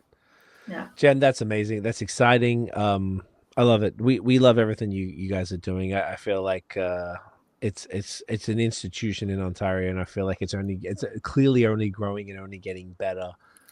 Thank you for all the work that you and the whole team do. I just like, you're really truly contributing, and I feel like we're not just saying this on behalf of us. I feel like we're saying this on behalf of Ontario craft beer and beyond. Absolutely. Obviously. that you guys are just doing impeccable, important work. And yeah, without places like Beertown, I feel like, you know, maybe Ontario Beer wouldn't be in the position that it's in, given the circumstances that we're currently in, that are obviously going to change. So it's yeah, thank you for being so passionate and for bringing your passion to the business and to craft beer, and for leveraging your personal relationships like you do to make things great and awesome and better, and just bringing more beer to more people. I think it's you can't be applauded enough. Oh, thank you. And I will leave with saying, sometimes we'll make mistakes. We don't always have to get things right. It's hard to do as you grow. It's kind of my next challenge of figuring out how to continue to evolve, but do it in a way that ensures that we teach our teams about the beer properly, that we put the beer info out correctly, that we correspond with our brewery partners on a timely basis, all that shit. And so if we don't get it right, let us know. I'm here. You can call me. Or email. Maybe. Or email me, maybe. Yeah. Maybe don't blow up that phone there. Yeah. Let Jen know. Honestly, this has been amazing. Thank you again, Jen, for your time and your insight and the curation here. This is phenomenal experience once again. So let's do it again next year. Yeah. Awesome. Looking forward to it. We want to keep this going. Stick around. We'll finish this up off air, but just to bring it home from your side, where can everybody find Beertown online, and if there's any, and where can they sort of discover where the locations are? Yeah, 100%. So beertown.ca is going to take you to our website. From there, you'll get to check out all the locations. We are also very searchable via Google, but beertown.ca is going to get you everything you need. It's hilarious because I was about to give you the handle of our Instagram, and I think it's Beertown Public because I look at it obsessively every day, but I'm just making sure here. Yes, indeed, it's Beertown Public. Beertown Public sounds right. Yeah, and that's the handle for all of our locations. So we just have one central account. So it's not always going to like feature all the distinct beers we're pouring at all the locations. We talked about Untappd earlier. You can go to Untappd and see what each location is pouring. And once again, if you're a brewery who hasn't kept your Untappd up to date, we would highly recommend you do so. No, that's amazing. Jen, thank you so much. Once again, stick around. We'll finish up off air. But thank you again for your time, for hanging out, for the chat. This was impeccable, as always. Such a genuine pleasure. Thank you so much, Jen. Yeah. No, thank you. Thank you for inviting me. Truly an honor. Always. Anytime you ever want to be on, even if it's before we reach back out to you, just holla. We got you. We're always here for to support anything that you're doing. It's amazing. We're huge fans forever. Appreciate you immensely. Guys, thank you so much for watching and listening. If you enjoyed the episode, smash the thumbs up, hit subscribe below, hit that notification bell, Nathaniel. Ding. So you know when the new drops. Follow us everywhere at BOS Podcast, at Nathan Does Beer. Check out the long form audio, Spotify, Apple Podcasts. You know the vibes. Guys, we'll see you in the next one. Cheers, y'all. Cheers.